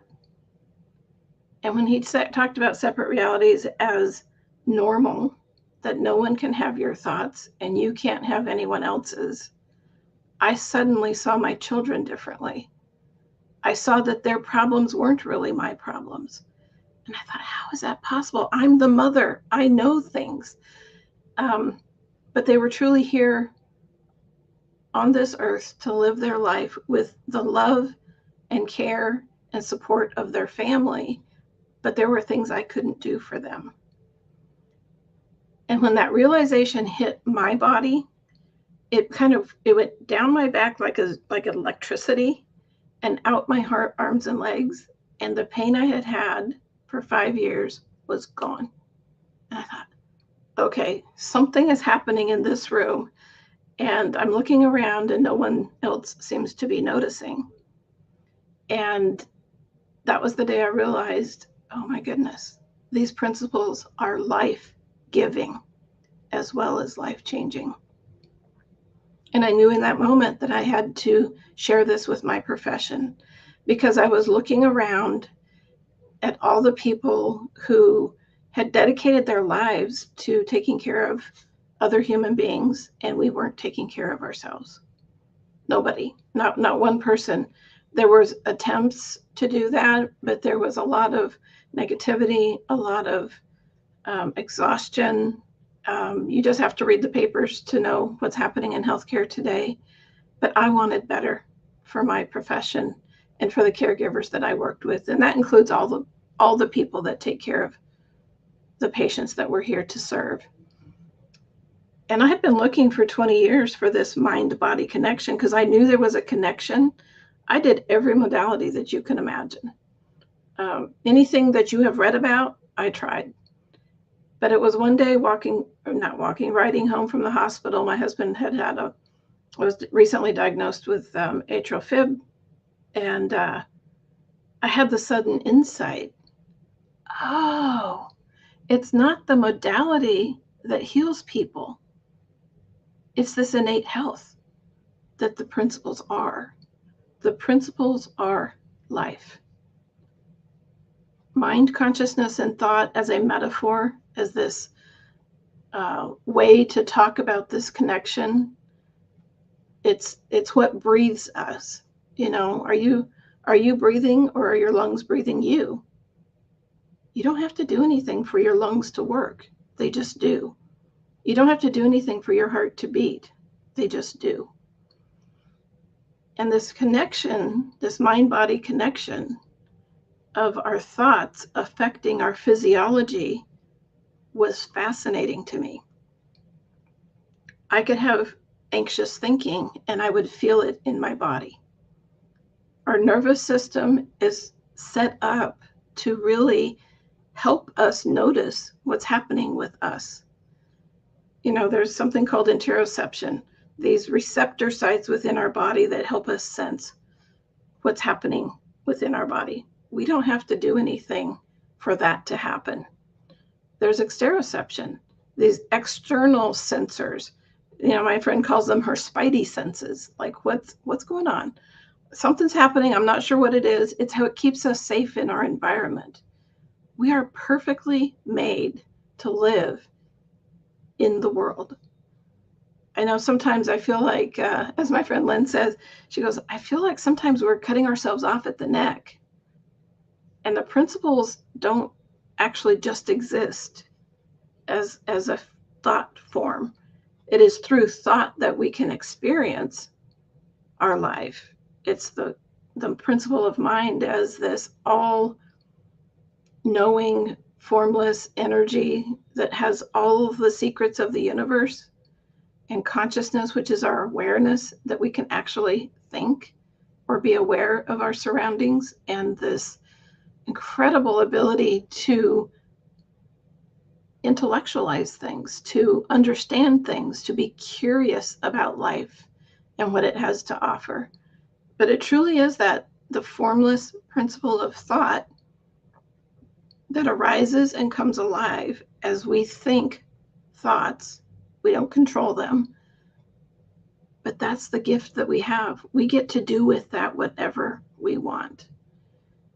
And so when I realized how much stress and worry I had been living in, I started looking for the better things in life, the better ways of interacting with people.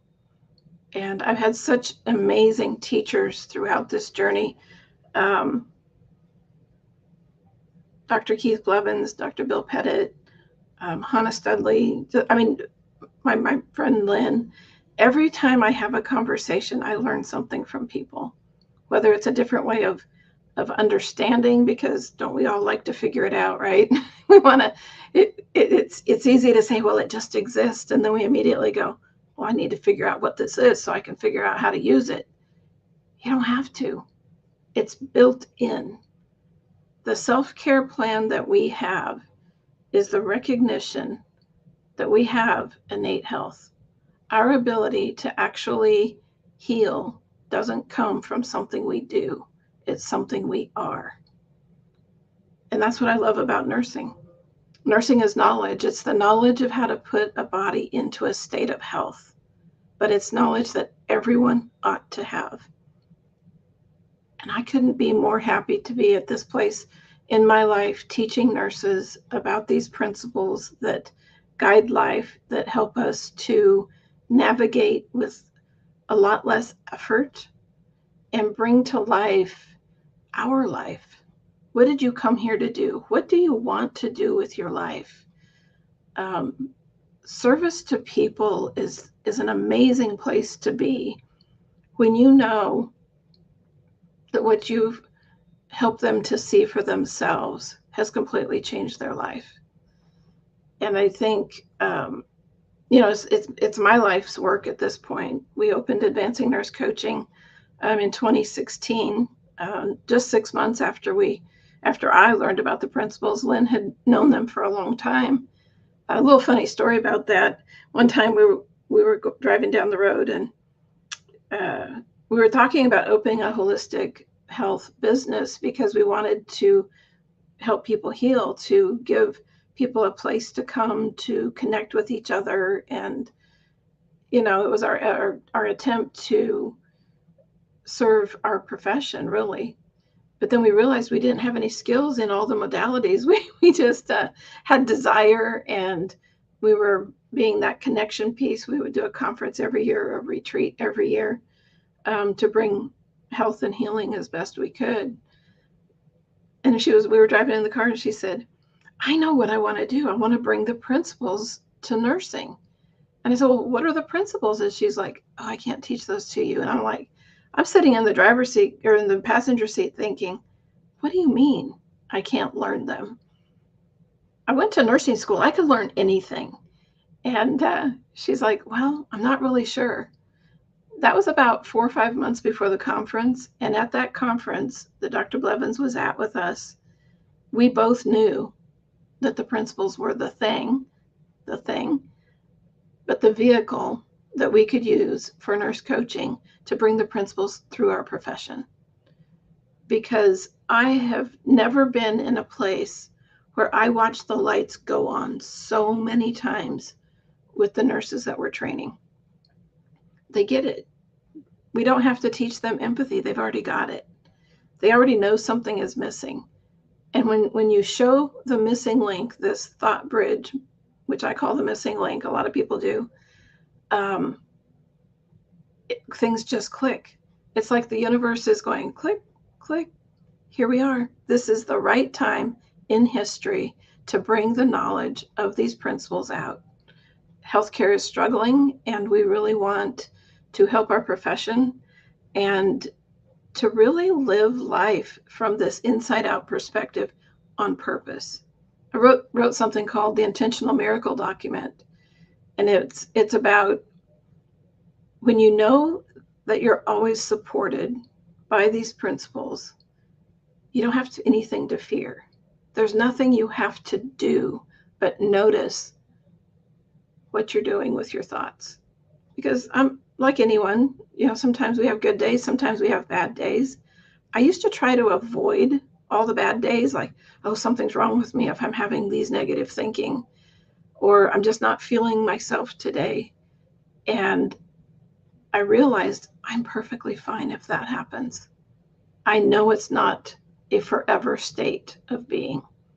I know that if I take a nap, I'll probably wake up in a little bit better mood, which is why I always love what Sydney Banks talks about. He's like,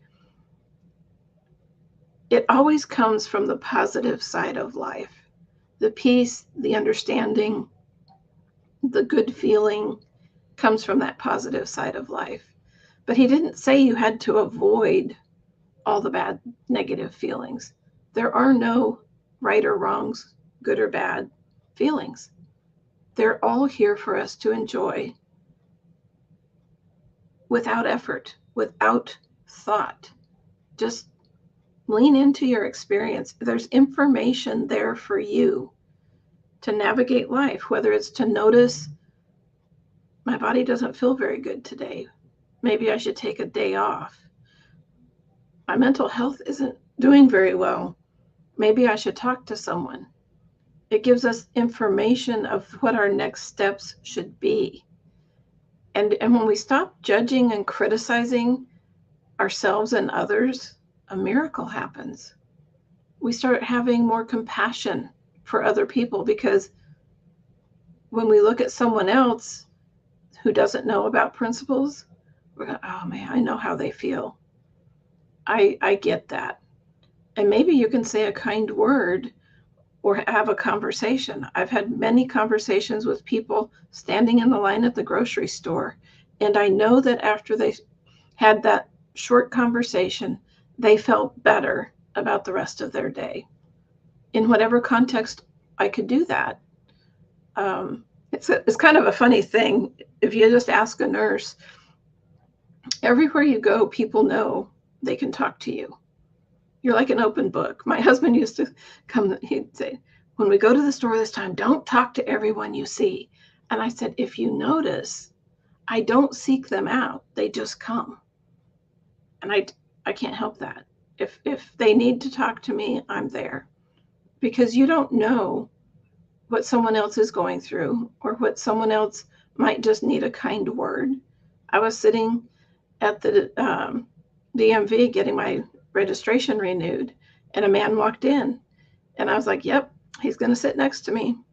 Wasn't 2 minutes. He was sitting next to me telling me his life story, and recently widowed, first time he had to renew the license by himself, and all of these new things that he had to do besides his grief.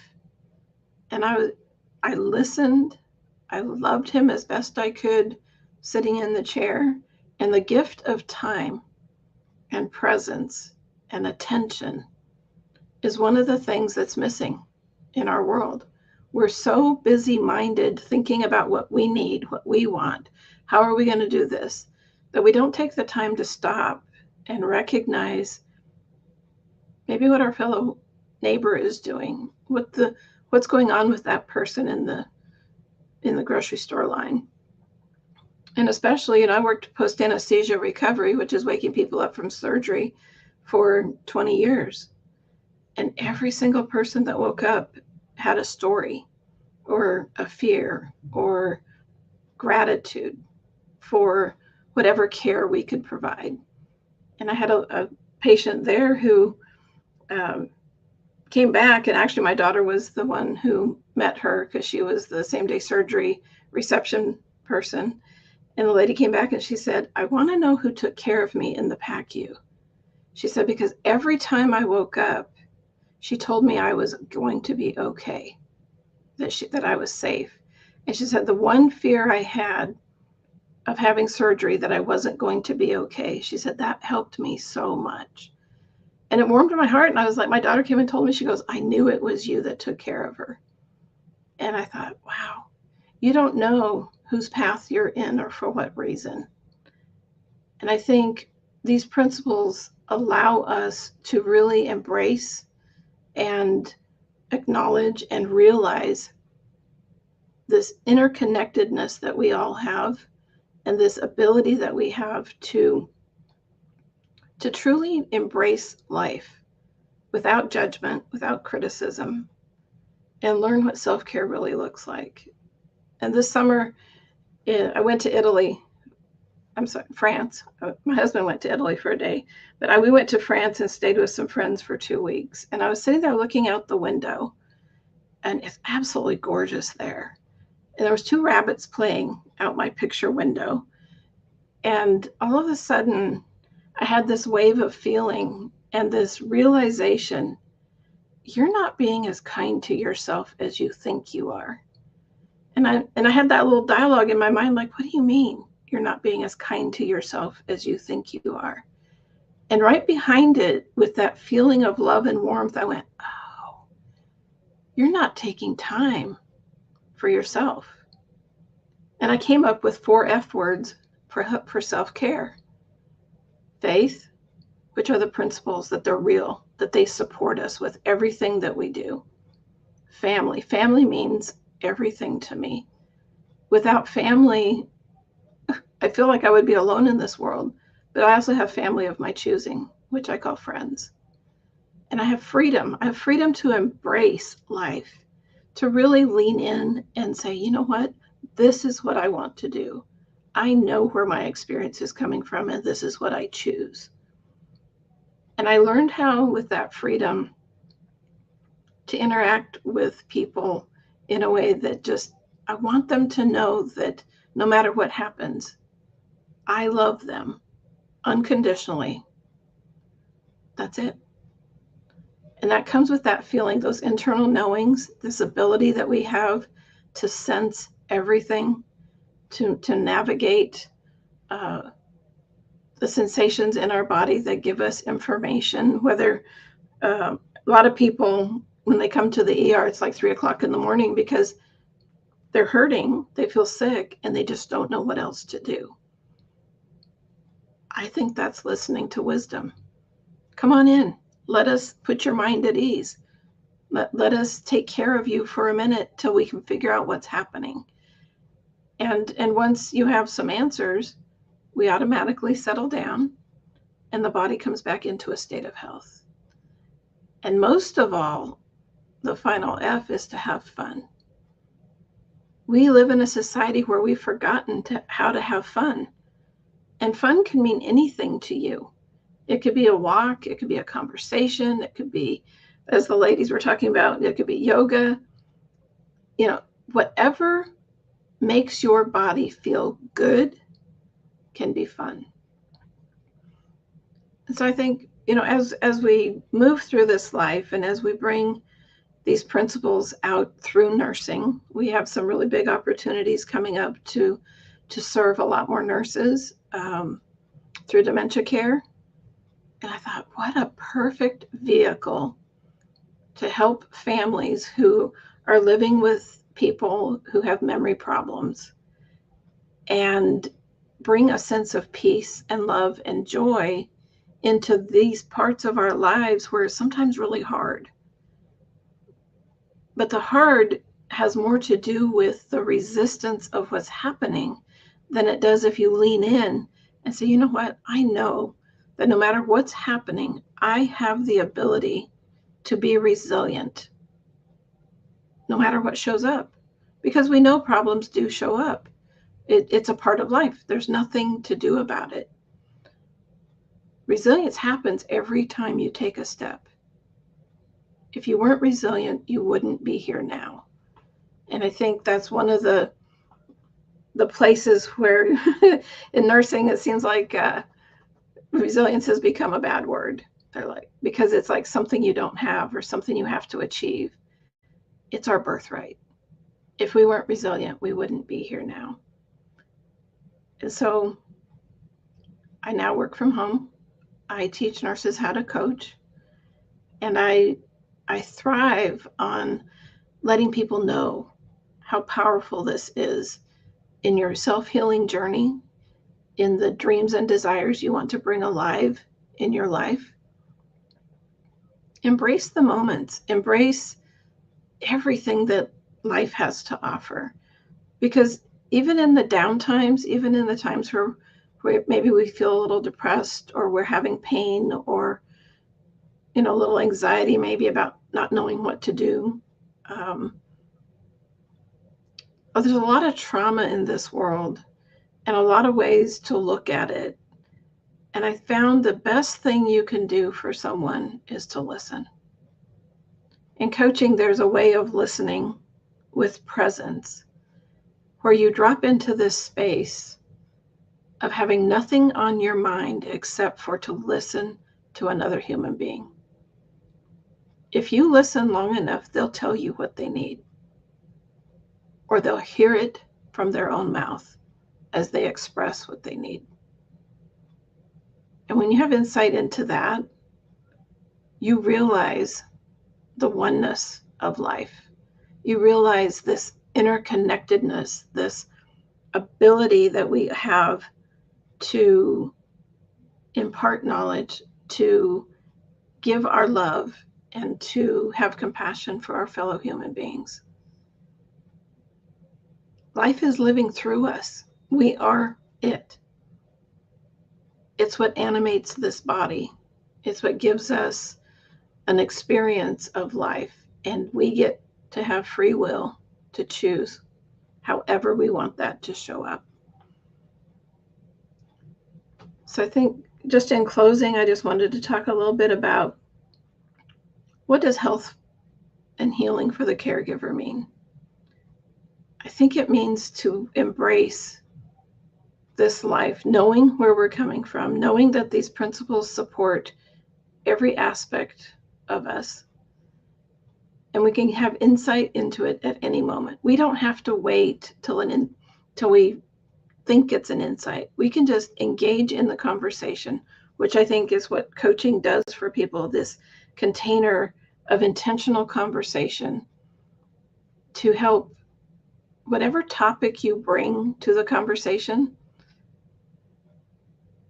and help them see this innate health that's in them. I have a little care plan that I wrote. It's very simple, and you can use it anywhere. It's actually meant to be like an internal dialogue. And thank you to Brett Chitty, who gave us the diagram of what it actually looks like to experience the principles. And when he gave us his diagram, if you haven't seen it, it is on YouTube if you look up Brett Chitty. But these are the principles: mind, thought, and consciousness. It's everything we need to live life. And this is us. This ability to think, to experience, to live. And this is the thought bridge that connects it all. We are always connected to the principles, to life, to all the knowledge and everything that we need to live. The only time we really suffer is when we forget that this exists and we go over here and try to figure it out for ourselves. And we just kind of go down the rabbit hole of wondering what to do. All we have to do to come back to center, to come back to this innate health that is always there, but we realize it again, is to remember this connection. It's what's living life through us, and it gives us an experience of life, but what we do with it is as individual as the people. So, thank you. Thank you, thank you so much. Wow, that was a nice presentation. I remember we were talking about it for when you were putting it together for something. Yeah, That, yeah. that came together very well. Wow. Well, I truly everybody just the same. If you pop your question in, I literally only have one question, and that's just how you doing. Like you you got so much going on. You guys are always Oh, I'm doing creating it. new things, Oh, yeah. communities. For me, I just want to know how you're doing. I am doing amazing. We Good. have some exciting things happening um, in the world of nursing and healthcare, and I'm just super, super excited Yeah. to bring this message to the larger audience because I know that nursing and healthcare is suffering, but we don't have to. Hmm. We don't have to. Yeah. And the more people that know this, the more we're going to get relief that people are looking for. So, I love that. Well, thank you so much. yeah. Um, and as I tell everybody, you have the day you deserve. Yeah. Have a True nice evening. story. Thank you. Thank you for being here. Thank you for having me. No All right. problem at all. Bye bye. Wow. Um, man, we're getting nearing the end of such an amazing day. I am going to again give you a few minutes here, but come on back because it's the closing session. I'm going to paint a picture for you on 5 keys or 5 reference points that I particularly think are important when we're talking about self care. Again, you've heard a lot about the spiritual nature of what we're discussing, but now I'm going to make it practical for something useful you can walk away with. I'll share a few more stories about some important people in my lives and love on a few more that I could think of. But again, take a few minutes on the break and then come on back.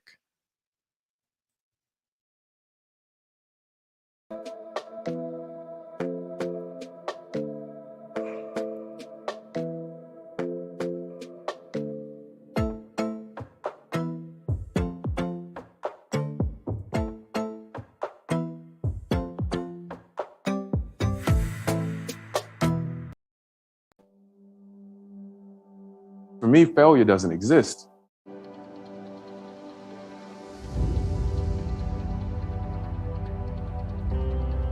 Healing happens for each individual totally different, and sometimes I see that people have fallbacks or negative results as it pertains to their healing because they are comparing it to someone else.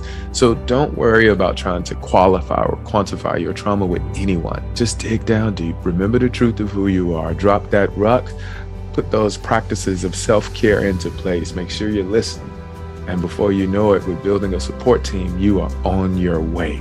Everybody ever heard of a flare? Like you shoot up a flare, so SOS or whatever the case may be.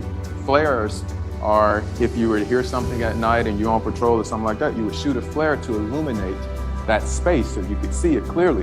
When I get angry, mad, sad, frustrated, just like every other human being does, I started looking at it like it was a flare. It just goes straight up. In the military, again, before we shoot the flare, we send out a call. Flare! And the reason we do that is so nobody looks up, because the flare will blind you. You won't be able to see. So the whole purpose of lighting up the area is for you to look and see what's actually in front of you and decide if you have to respond or not. So when my anger shoots up, I don't get blinded by the anger. I just slow down enough to see what's in front of me. Well, I know those 3 things for Rob are very important, and he's an excellent speaker as well, so I'm just going to give you a plug. Anybody out there that needs a speaker to motivate, encourage, and inspire, there you go, Rob Cook.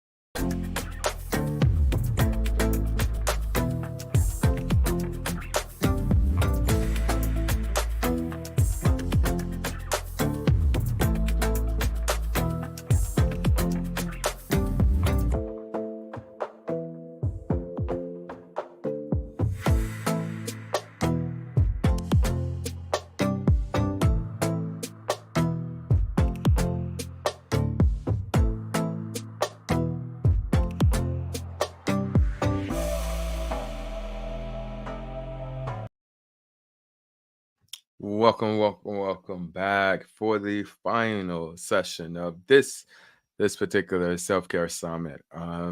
Man, again, I just want to thank all the presenters, the facilitators, the teachers, the speakers, the inspirational stories, everybody who's watched all day long with me. I love you and thank you for it. Going to close up here and talk through a few things again, bring that spirituality and practicalness together. I'm going to say that all the way over again. I want to bring spirituality and practical, healthy living together so that you can have the best life possible. And so, starting that off there, I really, my dad has two brothers. These are my uncles, right? And in my opinion, they couldn't be more different. One's a preacher and one's a hustler. And it's so interesting that each one of them, again, being that they're so different, has taught me something about love, but mainly something about resilience.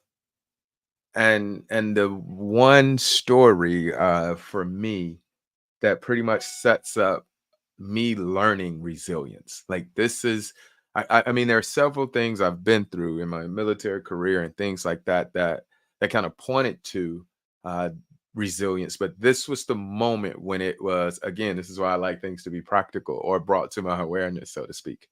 Um, my senior year of high school, most kids are thinking about their future opportunities. And given the area in which I grew up, I didn't know if sports was going to be an avenue out. I really just didn't know. And having a lot of friends during my senior year lose their lives, or a little bit before that, there was this fear, placed on my mom that I wasn't going to be okay. And so for me, that translated into stepping into the big leagues and joining a subset of a larger, more prominent gang that you've probably heard of. Um, and during that, my avenue in, or my connection piece, was at the time my best friend. He was somebody I hung out with every day. We would skip school, we would just drink, we would have a great time, and party because we both played football together. He was a running back, but I mentioned his name in the book because I did call him to talk to him about this story, because I wanted to let him how powerful and impactful it was. But he's got a great life now. His daughter's graduated college. Like, he's doing amazing things. But when we were younger, this was the situation, and where we were involved. And in gang culture, you call it going over, which is the initiation period. And obviously it comes down to a fight to see if you have what it takes to run with that crew. And my first time ever joining anything like that, I was probably like in sixth or seventh grade. And at that point in my life, it was like a math equation. It was like simple math. It was school. It was like I was given the opportunity to either fight them once and become a part, or I was gonna have to fight them every day I went to the bus stop. And we go to school Monday through Friday. So that really just didn't make sense. And so the first little crew I joined, from that fight was probably, I think it was, again, South Park Projects, about 6 or 7 years old.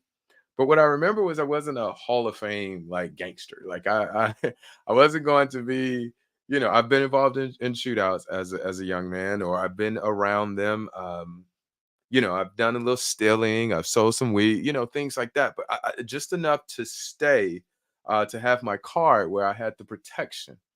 Because where I grew up, gang culture was actually protective in the nature, because as my younger brother tells me now, it's a place where you don't have the opportunity to what he said, you don't have the opportunity to discuss things to make your point. Down there, he even wrote a rap song about it. They shoot. And so this thing I was going through was like feeling like, again, my mom is scared I'm going to die. It's feeling like I need, more alliances. I need some protection. I need somebody to be with. And that was the decision I was making my senior year of high school. Again, I know most people are trying to get out, but I didn't know. I didn't even know if that was going to be possible or not. Surely, the way I was going to school, or lack thereof, me and my friend, I didn't know if that was going to be the case.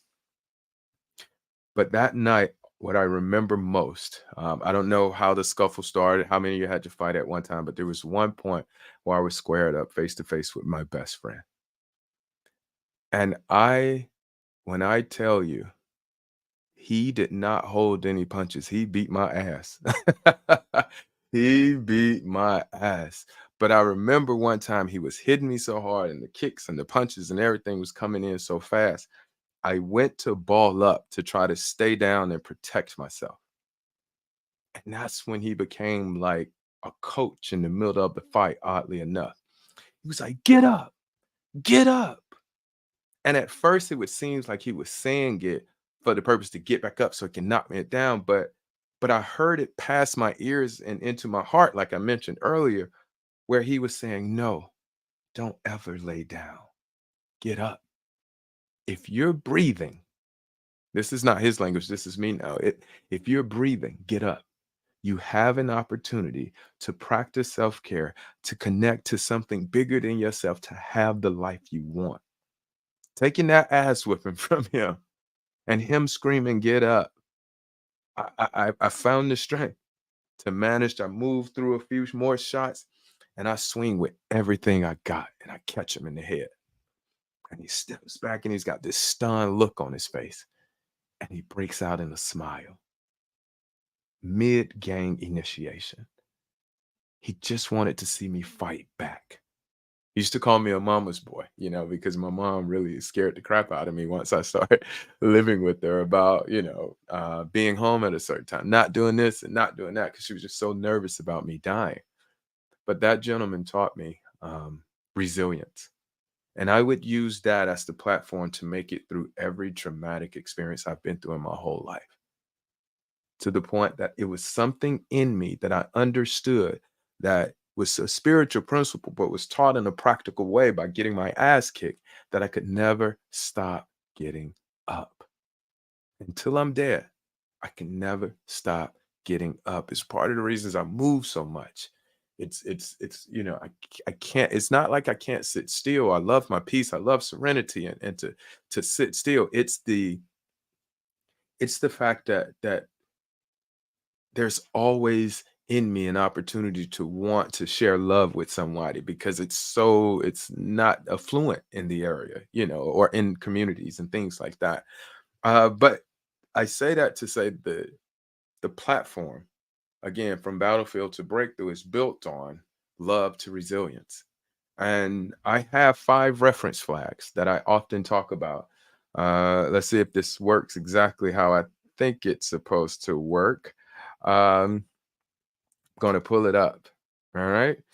And these, let's see a different view. There we go. That's a much better view. These 5 keys are what I call reference flags to move you from the hardest time of your life, i.e., your battlefield, to your breakthrough. All right. And again, this is now the practical part. We've talked about the spiritual nature. Once you've got an understanding that you are safe, that you are okay, that you are born and made from the same creative energy that created all of the universe, the world, that which I call God.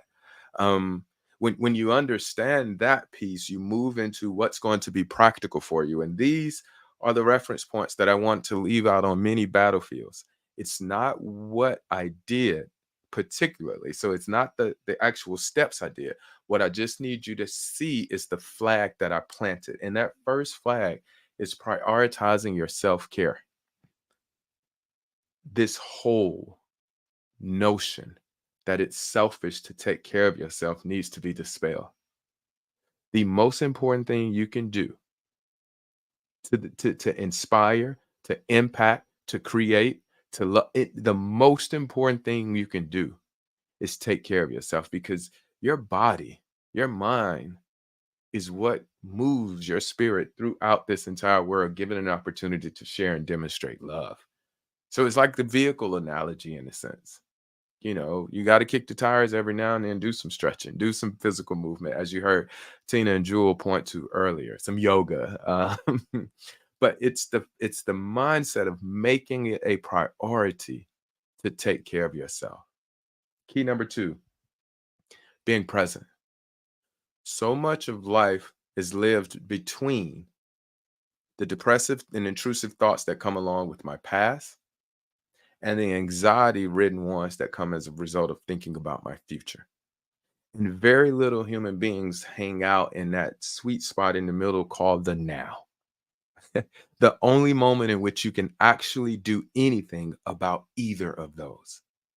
So, whether it's something in the past, then you remember that your memories are not there to be weaponized against you. Your memories are for one reason, in Rob's opinion, for one reason and one reason only. That'll remind you how fucking strong you are. That's what your memories do. When you say to yourself, every time I turn around, something's always happened to me. Yeah, baby. But look at you always getting through it too. That's a sign of resilience. All the way over to the anxiety that comes along with thinking too far about my future. I used to have all these plans and my 10-year plan, my 5-year plan, and I scared the shit out of myself because I wasn't meeting them in an expected time in which I made up in the first place. And it made it hard to take advantage of the opportunities that I would have right there in front of me. And so it was like, well, I don't want to be too far down that road. So for me, for Rob, and again, you don't have to have this same, excuse me, you don't have to have this same perspective of it. But for me, I don't care what I'm doing in 5 years as a profession. I don't care where I live in 5 years. I don't care what kind of car I drive in 5 years, as long as I can feel the love and peace I currently have in life. Everything else is up. I don't care. But if in 5 years from now, all I want to feel is like I feel today, on fire about serving the world, loving myself, taking care of myself so I can be of service to others, my family, my friends, my colleagues. It's at the point now where I had this conversation with Michael, my mentor, early, and I was like, hey, man, I want to get from under the wing. I want to fly. And he was like, I love that because there's going to be some times I want to use your draft too. And that was one of the most encouraging things you can hear from your mentor, to say, yes, fly, so that I could use you in this help to getting a better life, so to speak. Um, the third one, all right, the third one after being present and after prioritizing your self-care is to eat balance. The toxins, the things that come along with the substances you put inside your body, you really want to make sure that you're getting the healthiest of foods to attribute to your strength, to fuel your body. You heard the ladies talk about proteins and things like that. There are 6 basic nutrients that you need. All right. Make sure you get those. And it's not about a fat diet. It's not about being all this way or all that way. I myself am a flexitarian. What that means is I flex to whatever I feel like eating when that moment comes. All right. Now, what does that look like? It looks like majority of a plant-based diet. I probably will eat a piece of chicken once every 3-4 years. I have seafood, quite often, but other than that, it's plants. My family loves laughing at me because, again, from Birmingham out to Alabama, soul food is everything. So they make fun of me a little, but they love supporting me and the changes that I want to make because they understood what I've been through. My battlefield to my breakthrough. They've witnessed it. They've prayed for me. They've labored and loved me through it. So they love seeing this as well. Key number 4, all right, sleeping well. It wasn't until I started working at a local health center and heard a Dr. Milstein, who's a sleep doctor, speak about the importance of sleep. And that was like 2 things he taught me that I was unaware of. One was the brainwash, in which when you go to sleep, your brain actually shrinks a little to where the fluid in it begins to move around and wash away the toxins, allowing your mental clarity to stay intense. And I was like, whoa, because I used to say that thing, oh, I'll sleep when I die. Well, if you don't sleep, you're probably gonna die a lot earlier than you should have to. And that fogginess used to be like, oh, I'll push through, but that fogginess is now the alarm that says, rest, young man. If I don't get a note from one of my spiritual teachers, Miss Beverly, saying "Rest, young man," I'll feel it myself. If I don't get one of my sisters, whether it's Danielle, Davita, Davita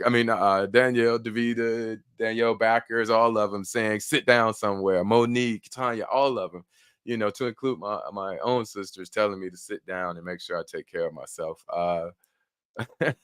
Yeah, it's sleeping well, and that I've learned to listen to. It's where the regeneration happens. That was the second thing I learned. If you go do all this protein eating and changing your diet and everything that's required to take care of your body, that happens when you go to sleep. So it's kind of like the old game Operation. Again, for my friends who are out of the country, y'all all might be asleep right now, so I don't know. But there's this game called Operation where you get to dig in the little squares and everything and pull out this bone and that bone. But if you touch the edge of it, it's kind of like it vibrates. Well, that's what happens in your body. That's the best example I got right now. I open up and little Roberts drive all the way up and down on the railroad, like my spine or my veins. I don't know. Go with me for the analogy until it doesn't work anymore. But they pull the protein from where it is and make sure it gets to my muscle. They move the hydration throughout my body. They ensure blood is flowing, everything that needs to happen when I get into my sleep. And that's why it's so important, because if you don't, you really don't get to take in all of the work and the hard effort that you're giving to your body. The last one of the keys of the markers that I talk about is moving often, moving as much as possible. I remember when I used to think movement was all about moving at the high pace of what a professional athlete does. And then I quickly realized, one, I'm not a professional athlete, but two, it wasn't sustainable for me to live at that type of fitness level. Of course, I like a six pack every now and then, but trying to hold that like one of the receivers in the league just didn't make sense anymore, especially after I became a grandfather. It's like, but moving often is one that people can usually tap into. So finding what works for you. You heard Tina talk about riding a bike. If that's what you feel like doing, so be it. Walking your dogs, anything could be considered movement. Standing up, sitting back down, doing jumping jacks during commercials when you're watching TV. You're not really buying anything from the commercial because your phone is sending you everything you want because it's listening to you. So during the commercials, you can actually just, do some jumping jacks. You can do some planks or anything like that to kind of help keep your movement up. And those are my 5 reference points that help me navigate through tough times now, because this is a practice now. That is not to mean that I don't still face serious issues. That's not to mean that I don't still have sad times in my life. No, it just means that I've put in the practice so that when it's time to play the game of thrive in challenging circumstances, I tend to fare out well. That brings me to the last thing I want to talk about before letting you go for the day. And that's a new course that I have called From Battlefield to Breakthrough. And pretty much the Self-Care Summit was a piece of what the course would offer, so to speak. One of the things Michael taught me was that it's much easier to have a conversation with someone when you have an experience that you can connect it to. And so not knowing what's going on out there, I put through the summit in a way to show people what's possible when you, one, learn how the mind works, and when you, two, open up to yourself and begin to take care of yourself, what's possible. This course isn't a results driven course. I can't guarantee you're going to be the best coach in the world or the best football player in the world, but I can guarantee this. If you hear the principles that are being taught throughout this course, you're going to be in your best position to thrive in your circumstances. Again, I make no qualms about, I don't know your life, so I think it's irresponsible for me to tell you what to do. What I do is help you get in the best position for you to take on your life as you so see fit, as you so choose. It's yours. You live it. It was one of the things I really used to get, annoyed about when somebody wanted to tell me how to live my shot at this. And that's not what we're doing. It's a 12-week program. And right about now, it's up on the website where you can click on it. I think I even made a video for it. But, just for a little bit more of me sharing my heart around the importance of going from a battlefield to a breakthrough. More stories, more military connections for you to see it in a practical way. Make no qualms about it, though. What I'm talking about is the spirit and what I call the spirit of God, and how when open, it flows through you in a way where all you can do is show up and demonstrate love and compassion and service to the world. Um, yeah, yeah. I've learned that when all has been said that needs to be said, it's just best to shut your mouth at that point. Thank you again to everybody who is able to be here today. I'm going to go sit down somewhere for a moment, and then I'll get all the recordings and everything up. But if you were here today and you heard something that changed your life, please make sure you let me know. Share this video. I think it's still streaming. Share it, get it out. Let people know that there's something there that can help them in their suffering. And like I say on pretty much every video I record, thank you. I love you. And have the day you deserve.